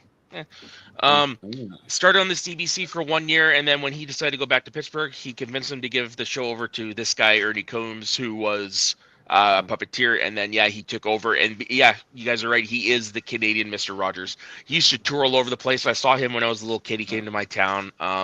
He's like, for people my age, he's definitely like a fond memory of our childhood. Sure. Yeah, everything was so sad. If you want to see clips of the show, there's some on YouTube with just dress-up episodes. There's some on YouTube you can check out. Yeah, he was best man at Mr. Rogers' wedding. Yep. Cool. Oh wow. Well, they were like this. They were close. Mm-hmm. Okay. Yeah. But I was gonna say that like I'm a massive Mr. Rogers fan, and even if Mr. Rogers went up against Brendan Fraser, it's got to be Brendan Fraser. Yeah, of course, it's Brendan Fraser. Yeah. Just for Encino Man alone. Yeah, right. Just for the mummy alone. All right. So Rich Little. Rich Little, the old school impressionist from like the 70s. Oh yeah, and Tommy Chong. Wow. What is this tournament? I don't know anymore. So I make it quick. Tommy Chong, because more of us have heard of him. I know who Rich Little is, and I know my old school. Even I didn't think he was a good impressionist back in the day. I thought he was kind of hacky. He was decent, but he was very milquetoast, very white bread. Very like white bread, hacky shit. So I'm for today as well. I'm fine with putting Tommy Chong through. Yeah, that's fine. So my grade 11 social studies teacher, her husband is Tommy Chong's cousin. Oh, Okay. nice. Yeah. That's cool. JPO, Richie, you guys with Tommy Chong going through over Rich Little? Yeah. Yeah. I don't know much about Richard Little, but I'm a huge fan of Tommy Chong's work in the Evil Bong franchise. Yes. There you go. Oh yeah. Yeah. I actually didn't know Rich Little was Canadian.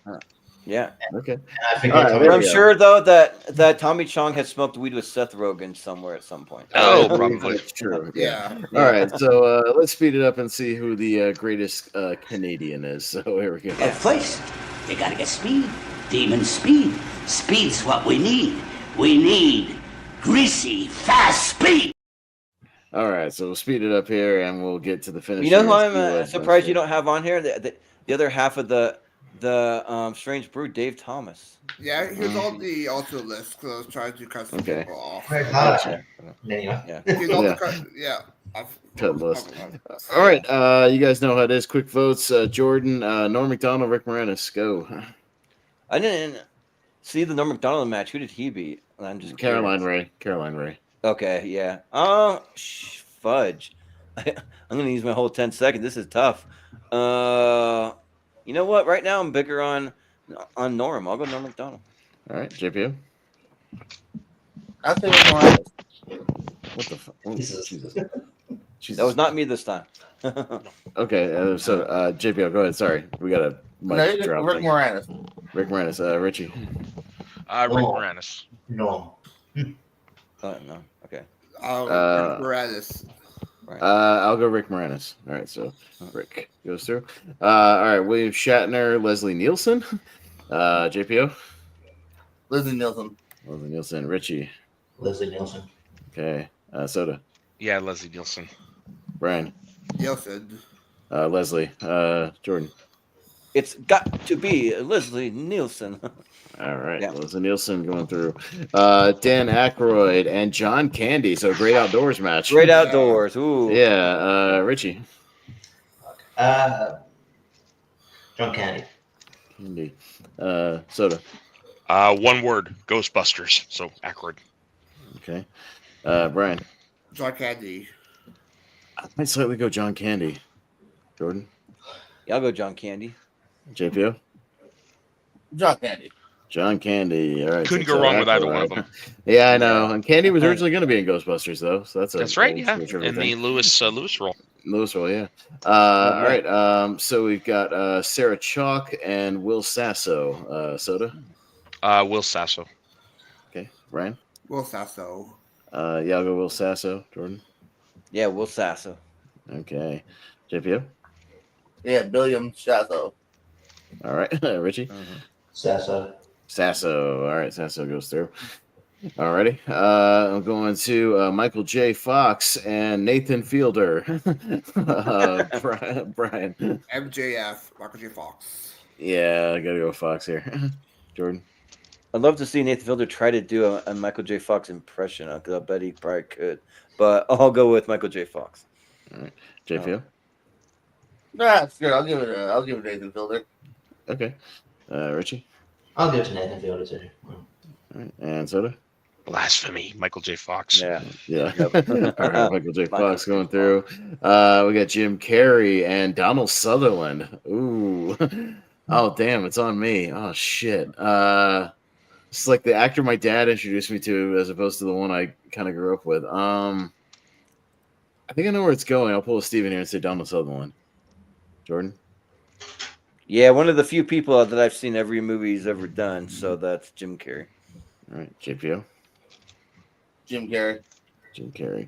Richie? Do you know Donald Sutherland's son's in 24? Jim Carrey. Jim Carrey. Soda? Yeah, Sutherland's a legend, but Jim Carrey. All right. Brian? James G. Carey. Jim Carrey. All right. Alrighty then. All right. Pam Anderson and Keanu Reeves. I think no brainer here. Are we all going with Keanu on this one? Yeah. Keanu. Yeah. Okay, Keanu. All right, Keanu goes there. All right. Sami Zayn and Ryan Stiles. There's a matchup.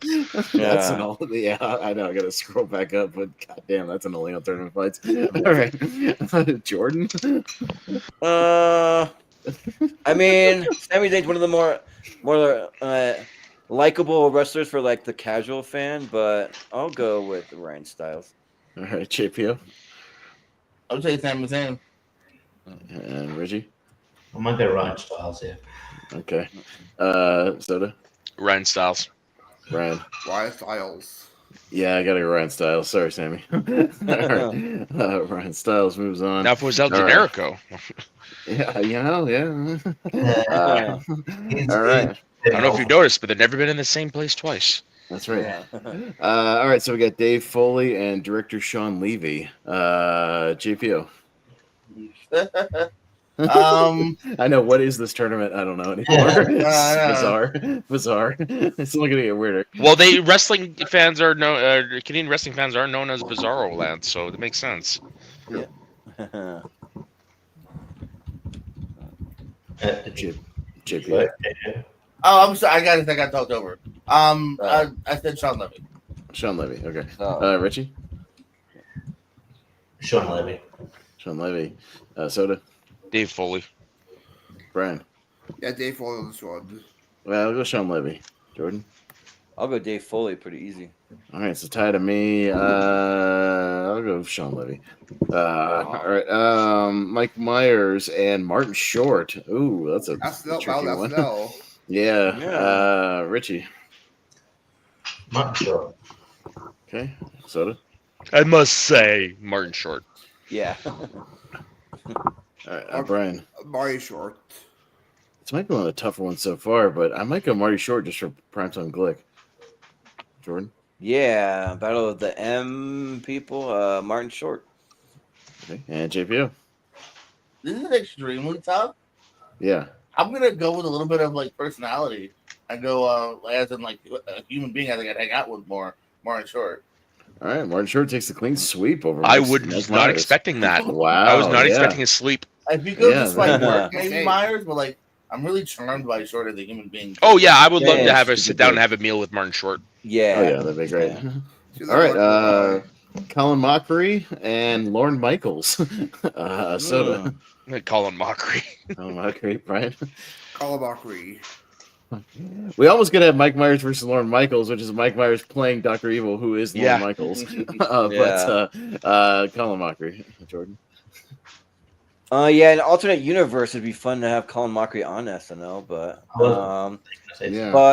but I'll go Lorne Michaels. Okay. JPO. I'm gonna go Lauren as well. Lauren. All right, Richie. Colin Mockery. Colin Mockery. Yeah, it goes through. Okay. We've got Michael Ironside and Chelsea Green. This is like this will literally never ever happen again. What the fuck is this?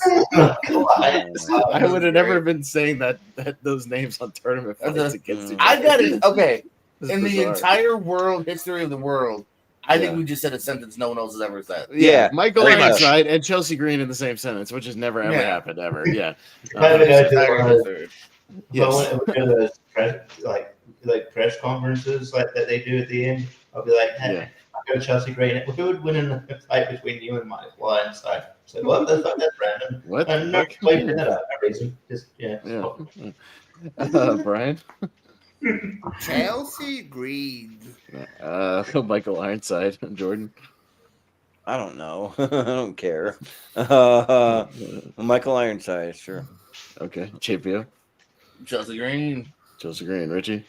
Chelsea Green. All right. And Soda. Laurel Van Ness. Yeah. Chelsea Green. Okay. Okay. Yeah. All right. Chelsea Green. Okay. Kevin Durand and Ryan Gosling. Me, Ryan Gosling. Jordan. Oh yeah, Ryan Gosling. JPO. Ryan Gosling. Yeah. Richie. Ryan Gosling. Okay.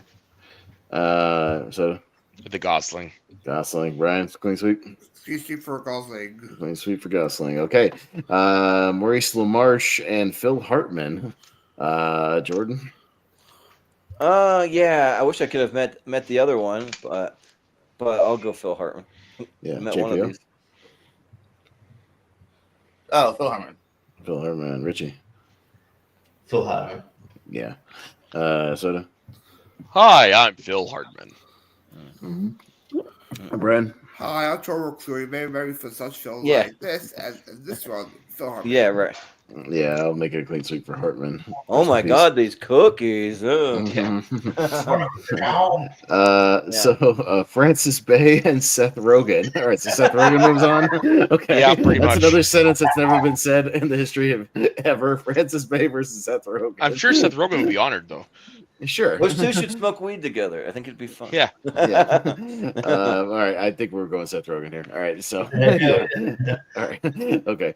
Actually, will you for a warm glass of milk? Brendan Fraser versus Tommy Chong. JPO. I'll go with Fraser for sure here. Fraser, yeah. Richie. Fraser. Yeah. Soda. Yeah, Brendan Fraser. Sure. Brian. Yeah, Oscar winner Brendan Fraser. Yeah, I'll go with Brendan. Jordan. Yep, Brendan Fraser. All right, Brendan Fraser. Okay. All right, that was bizarre. All right, it's only gonna get. I feel like it might level out here in a minute, but Yeah. we had some. Yeah, I bizarre don't think ones. any of the wacky ones. have made It'll it this far. level out just soon because we'll get like the really well known people. But yeah, it's gonna it got bizarre. Yeah, there for a Chelsea while. Green, thank you for getting this far. Okay. All right. Well, here's a match. We got Rick Moranis versus Leslie Nielsen. All right, so that's a tricky one. Richie. Leslie Nielsen.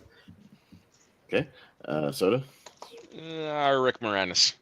All right, Brian. Yeah, Seymour Coburn, Rick Moranis. Yeah, this is like super tough. I'll slightly go Rick Moranis, but I don't mind either one. Gordon. Okay, who invited the dog? Rick Moranis. Rick Moranis. Yeah. JPO. Yeah, going through Rick Moranis. Rick Moranis. Okay, that was tough though. I love Leslie. That was, Leslie. yeah. He's great. He's Yeah. great. Yeah. Yeah, he's great. John Candy and Will Sasso. No. Oh no, Soda. John Candy. Two slightly bigger dudes, Yeah, no, heavier actor, sure. Big fat guys, as we like to call them in the Yeah. business. Yeah. Brian. Yeah, gone way too soon, John Candy. Yeah, way too soon. John Candy as well. Jordan. Yeah, John Candy. John Candy. All right. JPO. Louder Milk. That's the show with Ron Livingston I brought up 2 hours ago. All right. Okay. Now Oh, I yeah. remember. I was on pins and So needles. John Candy. I know. Well, it's been bothering me for 2 hours. Sure. Richie. We need the Polka King of the Midwest. Come on. Yeah, we didn't mean to get into that show. But anyway, John Candy. I don't know why I had to go right on that. Anyway. Yeah. All right. We got Michael J. Fox and Jim Carrey. All right. That'd be a fight. Brian. Yeah, This is Yeah. a very tough one. It's gonna be a I'll fun use my one. 10 seconds. Mm-hmm. Jim Carrey. Yeah, I'll slightly go Jim Carrey. Jordan. Yeah, I don't know if there's a glare, but I only met one of them, so Michael J. Fox. All right. Yeah, JPO. Jim Carrey. Okay. Richie. Jim Carrey. Jim Carrey. Soda. I got to rep my BC boy here, Michael J. Fox. All right. Tough one. Yeah, close, but Jim Carrey moves on. Dang. Tough one. All right. Keanu Reeves and Ryan Stiles. Me. Yeah, this is tougher than you might think, but I'll go Keanu. Jordan. Oh, yeah, it's got to be Keanu. Okay. JPO. Ryan Stiles knows comedy, but doesn't know kung fu. Keanu Reeves. Mm-hmm. Yep. Richie.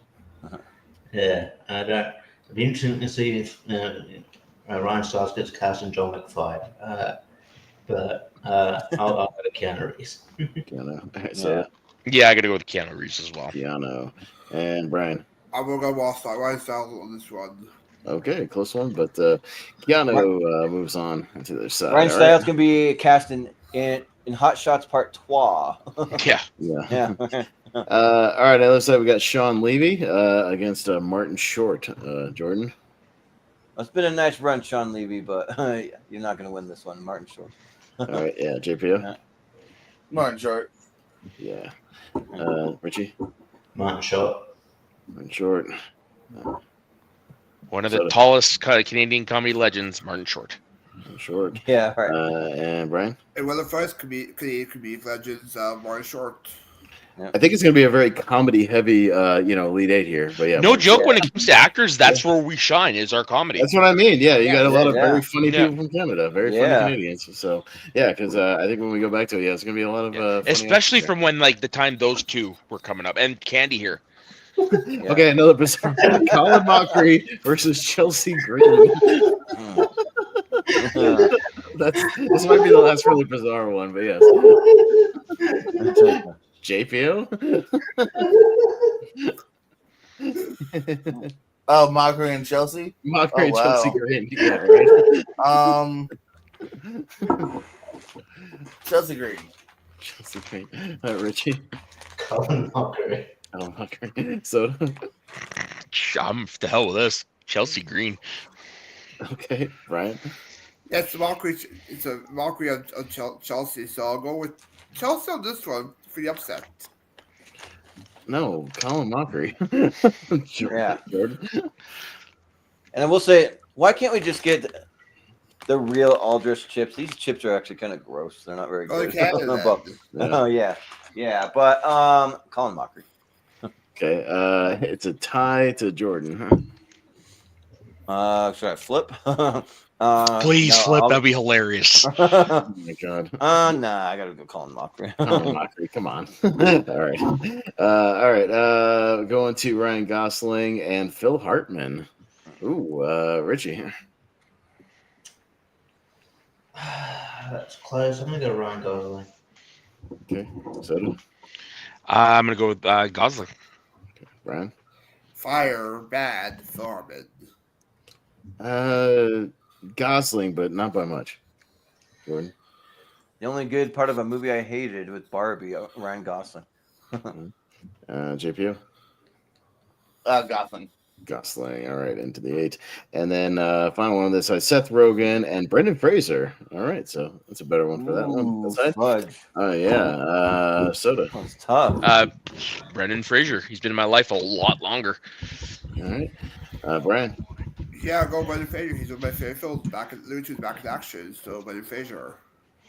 Brendan Fraser's in The Mummy, my third favorite film of all time. The Mummy. So Brendan Fraser. I'm just more of a comedy guy, and I think Seth Rogen's done more comedy, so I'll go Seth Rogen. I don't know about that. Maybe if you could Brendan Fraser's done quite a bit of comedy. Most of his 90s stuff is comedy. Yeah, I mean, he has done comedy too, quite a bit too. So don't forget, Brendan Fraser had those family films as well. Oh yeah. Yeah. Oh, totally. And an underrated film, School Ties from the 90s. A drama with a lot of actors who made it big. Yep. Yeah. JPO. I'm gonna say Rogen. Rogen and Richie. Brendan Fraser. All right, Brendan Fraser into the 8. Okay. All right, so we got a interesting group of 8 here. Yeah, a lot of comedic personalities. So some that blend the genres. But all right, going to the final 4, we got Rick Moranis versus John Candy.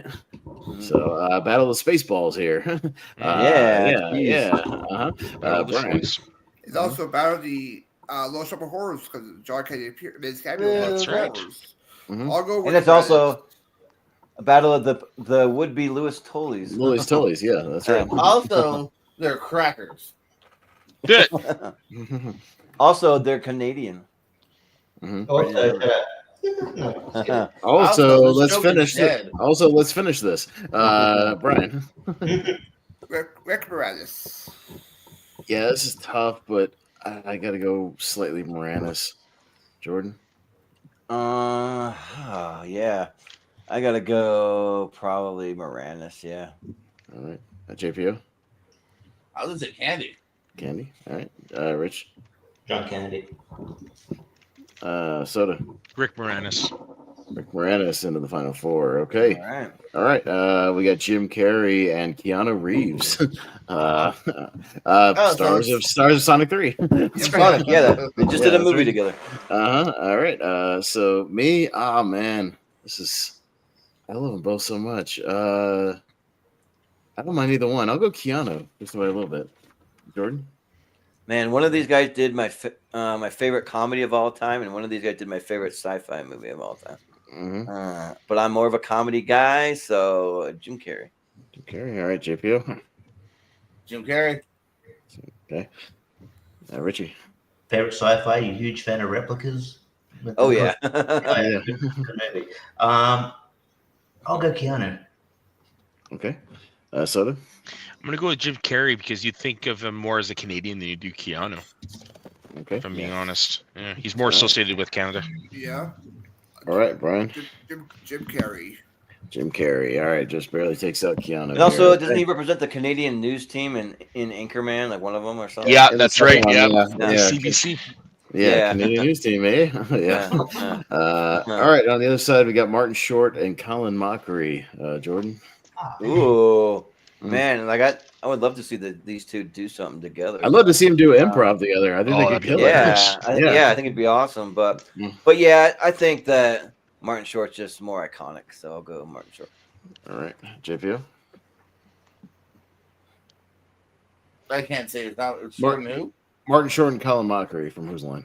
Oh, Martin Short. Martin Short. Richie. Martin Short. Okay. Soda. Martin Short. Brian. Martin Short. Yeah, I'll clean sweep it, but I love Colin. But all right, Martin Short into the final four. All right, and Ryan Gosling versus Brendan Fraser. JPO. Brendan Fraser. Brendan Fraser. Richie. Ryan Gosling. Soda. Brendan Fraser. Ryan Gosling. Both guys do good comedy and drama when they need to. Yeah, and action. They blend kind of all genres. They do it all. I'll go Fraser just by a little bit. Jordan. Yeah, like whom I'm more into now versus back then. I'm more into Ryan Gosling now, so I'll vote for Ryan Gosling. But like, you asked me 20 years ago, and it'd be Fraser. Yeah. All right. JPO, back down to you for the tie this time. Brendan Fraser. Brendan Fraser. Okay, your boy from Airheads. That's right. All right. That's right. Yeah. Okay. All right. So our final four: Rick Moranis, Jim Carrey, Brendan Fraser, Martin Short. So a nice group of actors here, all wide filmography. So all done like comedy. Yeah, they've all done comedy. They've all done a little bit of everything. So yeah. Who I want to see, but we'll see if it happens. Okay. Richie, we'll start with Rick Moranis and Jim Carrey. Jim Carrey. Jim Carrey. Soda? Rick Moranis. Yeah, ask me tomorrow, my vote would change, but for now, it's Jim Carrey. I think I had Rick Moranis on my favorite actors thing when we did that way back when, Jordan. So I'll put Rick Moranis on here. Well, I think you should go into the finals. Why? Because he's got a Jim Carrey. JPO. Jim Carrey. Jim Carrey. All right, into the finals of the Canadians. All right, the other side, we got Martin Short versus Brendan Fraser. Soda. Martin Short.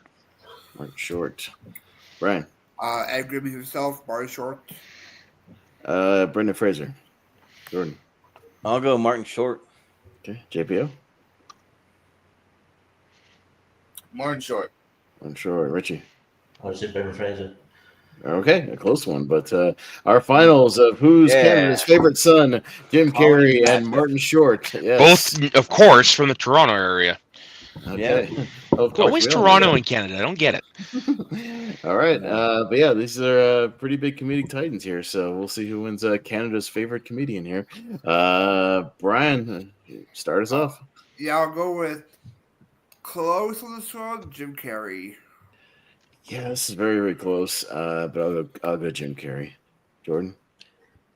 Well, yeah, for us here, it's like saying always New York for America because it's like half of everyone comes from there.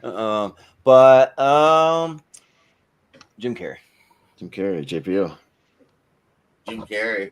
Jim Carrey. Richie. Jim Carrey. And Soda. 20 years ago it would have been Jim Carrey, but today it's Martin Short. Okay, but Jim Carrey, Brian, is Canada's favorite son. There I you go. believe I know. Oh, Tournament fights. There you go. My It second is favorite Jim actor, Carrey. so There you go. Yeah, well, Jim Carrey takes the Canadian celebrity tournament. So there you go. I think I'm not. Yeah. he's repped it over the years. Yeah, for sure. Yeah. So And he'll go into the 128 unique winners. Not really. yeah, I know. I don't know what to do for the outro here. Unique winners. Find some Let's make a note of it. It's been duly noted. you compare the masks of Storytime or something. Jim Carrey won Canadian's favorite celebrity. Yeah, That's right. All right, there you go. All right, so there you go, Brian. Well, there you go. Hope you had fun, Brian. There you go, talking some Canadians, some famous people. So there you go. Yep. Yeah. So that was fun. So we'll wrap it up here, and we'll go to JPO first. And JPO, where can we find you? And also name your favorite Jim Carrey and Martin Short project. Well, my Jim Carrey one is anything. Eternal Sunshine. I don't know if I've ever talked about it before. But Yeah, just his little thing. Yeah. Yeah. I mean, Martin Short, it's a hard one. I mean, Three Amigos. I will. I mean, if we go TV, I really have fallen in love with it. So, Only Murders in the Building. So that's why I'm absolutely delighted that him and Streamer actually dating. That's so cool. So yeah, and as far as other stuff here, I mentioned before, if you like wrestling, me, Pez, Richie, and Barber, we talk wrestling every week Thursdays. This is a big week. We got Royal Rumble happening literally tomorrow. That's always a huge time of the year. And the Pierce Go as well. Lots of movie shenanigans there, trivia, all sorts of jazz. Always having fun there. And thanks for having me here. Happy birthday, Brian. Mm-hmm. Thank you, JPO. And Richie, where can we find you? And what's your favorite thing from Jim Carrey and Martin Short? Okay. You can send me Lonely Marks recast on Monday. Rankin, which I thought I've got my days mixed up. Rankin, which will be on Sunday. And 5C rank, all that jazz. I'll go the ASAT tournament as well. Check that out. Favorite Jim Carrey movie. Favorite Jim Carrey, Liar. Favorite Martin Short. It's a bit tougher. I'll go Three Amigos. Yeah. Cool. Sounds good. And Soda, where can we find you? And what's your favorite Jim Carrey and Martin Short project? Just anything. So you can find me on Blue Sky. I'm not really on social media much anymore, if I'm to be honest. So my favorite Martin Short movie is Father of the Bride, and my favorite Jim Carrey movie is Truman Show. Nice. Yeah. Sounds good. And actually, on that note, I am gonna hop off at this moment. So thanks for having guys. Happy belated birthday, Brian. We'll see you guys later. Yeah, we'll see you. Yeah, and Brian, what do you have going on? And also, what's your favorite Jim Carrey or Martin Short thing? Well, Richie stole my answer for Jim Carrey. It's also Liar for me. Jim answer, I'll go Mad the Moon then for Jim Carrey. For Martin Short, I'll go with Prince of Egypt on this one. Oh, nice. Yeah. Yeah, it's best 64. Yep. You find me. I'll be here Tuesday, I believe, for the comedy mystery series part 1. I'm part of that genre breakdown, which we're doing Wednesday, I believe, Jordan. Yeah, we'll do it Wednesday.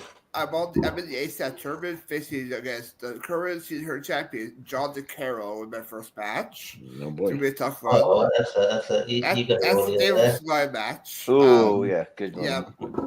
Multiplex on there. Have a Phantom match filming soon. Lifetime Trivia and Don't Pick a Wood Network. Yes.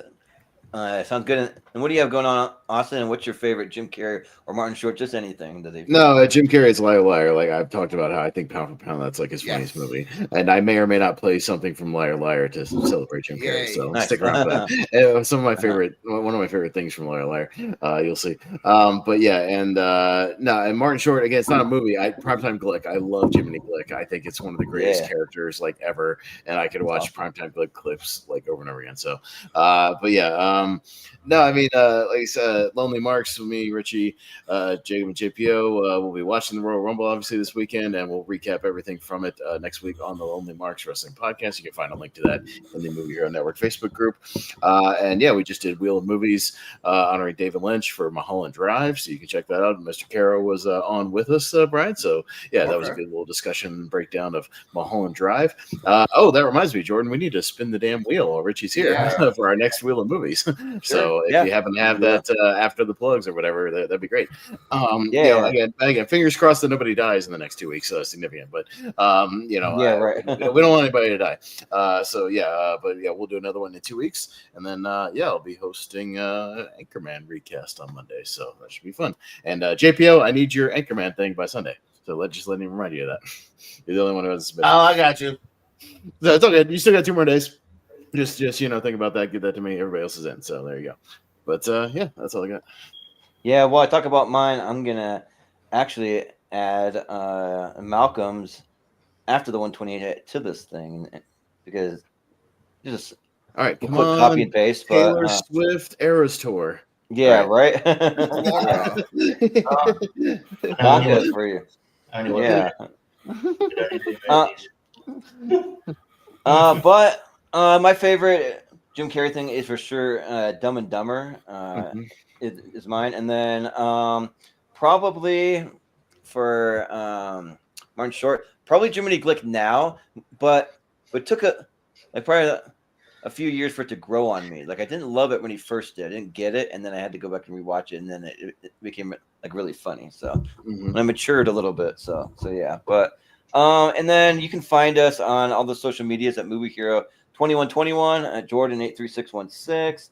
You can find us over on Facebook in the Movie Hero Network group, which has been very active lately, so I really appreciate that. So if you want to go over there and have movie conversation, or you want to post anything that you're doing online as far as like movie related stuff or TV or music or pop culture, any of that, then we'll share it out and we'll get you some views and subscribers and all that stuff. So and then Brian already mentioned that this Wednesday we'll be doing the second half of our genre breakdown. We already did the first half. It's kind of interesting just to see some people that they're like what their favorites are. Maybe they didn't see quite as much as the rest of y'all, but it's still fun to kind of get their thoughts and their opinions and that kind of thing. Which I may have one that I might add to a category we haven't got to that I just watched really just recently. So yeah, I watched it yesterday, but and then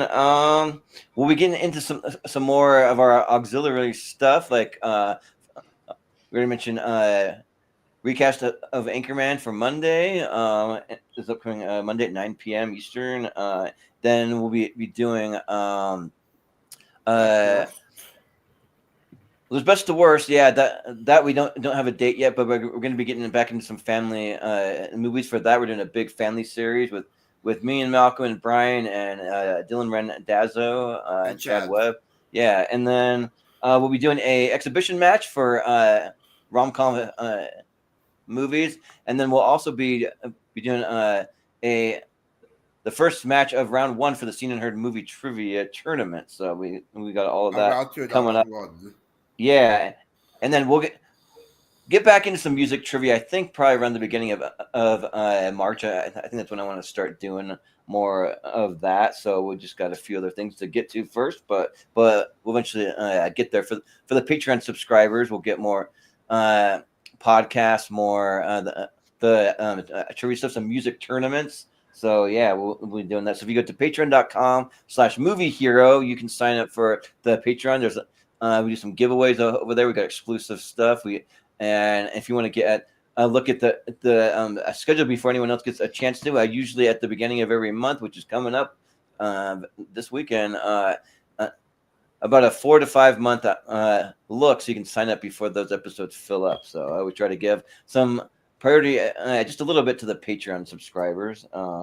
And then just what we have coming up for Tournament Fights and Tier Ranker, we have our comedy mystery series that will be starting this next week. Well, part 1 and part 2 on Monday and Friday. Then we're gonna in between, we're going to do our best movies of 1996 3-part series, and then we'll get back to parts 3 and 4 of the comedy series. So we'll just kind of break it up just slightly, and then we have our tier ranker for TV shows, best 2 shows of all time, and we are on the 80s, so we'll be doing best 80s TV shows of all time, and then we have the championship for the comedy mystery series at the end of the month, February 28th, so the last day of the month, and then we'll be doing a mystery series for action starting in March. So we'll have that. We also have, I'll just give you just a couple, just quick ones. The next 64 unique winners coming up in March, so that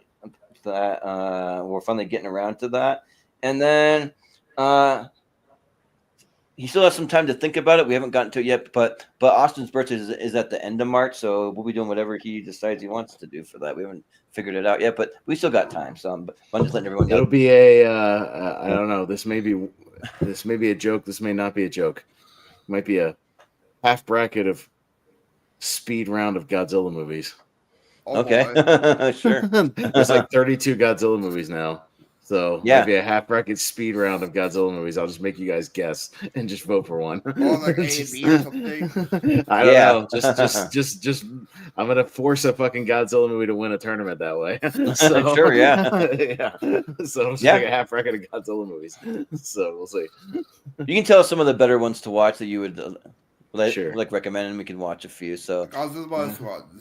Yeah, I just want to win the tournament because everybody's seen that one. Yeah, So, right. yeah. But I'm not going to say what it is now. Maybe off air, but I already know what I'm going to be doing for my birthday at the end of April. Something kind of unique and different. But yeah, I'll make some announcements soon. But that will do.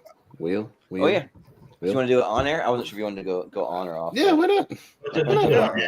Richie's Richie's here, so he can help me either mulligan or approve. So sometimes we do it on air, sometimes we do it off. Yeah, again, something we can talk about. So we'll throw it out there. Why not? Yeah, sure. Let me bring it up really quick, and I just have to hit a quick paste on all of Malcolm's after the 128. So let me do that really quick. If it wants to actually load here, it's like loading, but not like the website is like freezing. Give me a second. That is really weird. Okay. It's kind of, it was going. Okay. Well, maybe I'll have to do his next time. I don't know. Let me see, because it's not liking me adding his movies to it. Maybe we're getting to the point where it's like way too much. It won't take any more. Website? No, it's going. So I hit paste, and whenever it wants to do it, it might take a like 30 seconds or something. Well, if we have to do it off the air, we'll do it off the air. It's fine. It's no big deal. Nope. It's all right. They're all there. All right, cool. Okay. So now we're back up to 2,277 with that. We're all right, back up. Cool. We'll get to episode 2,000 eventually. All right. Yeah, there it is. Blob of movies. Yeah. All right. Blob of movies. The whole pack bag. Yeah. We'll just give it a spin and we'll see what happens. All right. Come on, I hit it. Okay, there we go. Okay. You hear it kind of like lagging, but 120. Mission Impossible 3. Oh, 3? I can do that. Fuck yeah, I love that movie. Fuck yeah, Mission Impossible 3 rules. Yeah, that's great. I've got the DVD here, so that's fine. Fucking A, yeah. And my girl has actually never seen 3 through like the now ones, so we can kick off our little series with that. So. Nice. So yeah, she's only seen the first two. So might be a good time to like start watching before the new one comes out. You can start. That's what I mean. Yeah, we can slow burn our way to the new one. But no, Mission Impossible 3 rules. Yeah, there's a lot to talk about there because that was when I think the series really kind of kicked into like full gear of what it is today. So for sure. So yeah. No, there's a lot to talk about there. We'll do it for sure. Yeah. But I don't know who exactly has it on their list, but you have to find it. It might have been me, actually. It might have been Richie. I think Richie might have had it because that's one of his favorites. And that's one of my really underrated, like great favorite ones too. So hell yeah. Sweet. Yeah. We'll do Mission Impossible 3 2 weeks from now. Fuck yeah. Well, definitely. All right, cool. Well, it was a good topic. Mm-hmm. Might be a little timely just with the year that the new one's coming out, you know. So yeah. Yeah. But, all right. Yeah, cool. Well, that will do it for us tonight. So this was fun. Happy belated birthday again, Brian. And but yeah, I just wanted to get to Austin's birthday one just because he's the next one up with the birthday thing. So sure. God damn it, I'm gonna force a Godzilla movie to win, so it's gonna be an all Godzilla half bracket. I'm gonna do this. I'm gonna make it happen. It's gonna be good. We'll have Austin at the end of March. The beginning of April will be Malcolm, and I'll be at the end of April. So there you go. All right. So yeah, but yeah, we'll call it good here. So we'll say for let's see. For Matt Mageau, I remember who left. Matt Mageau, for JPO, for Richie Goodacre, for Brian Nussbaum, for Austin Pez Howell. I've been Jordan, the movie hero Anderson, and we'll see you next time.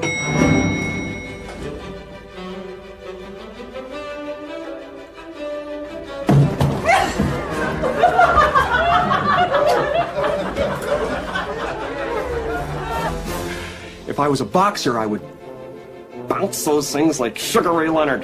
I'm sorry. Brought your kids to your divorce? Sympathy. Well, it's working.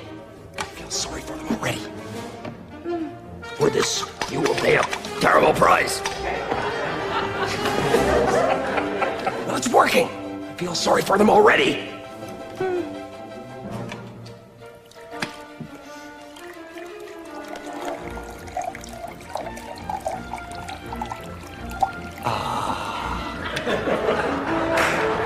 Mrs. Cole!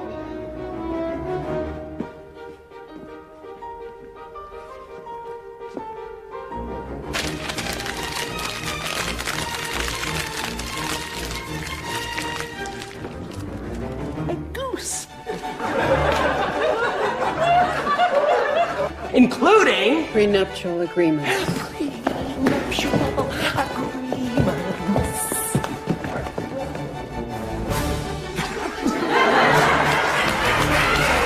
No! I'd have got him 10. Goodbye, Mr. Reed. No, wait! I didn't understand.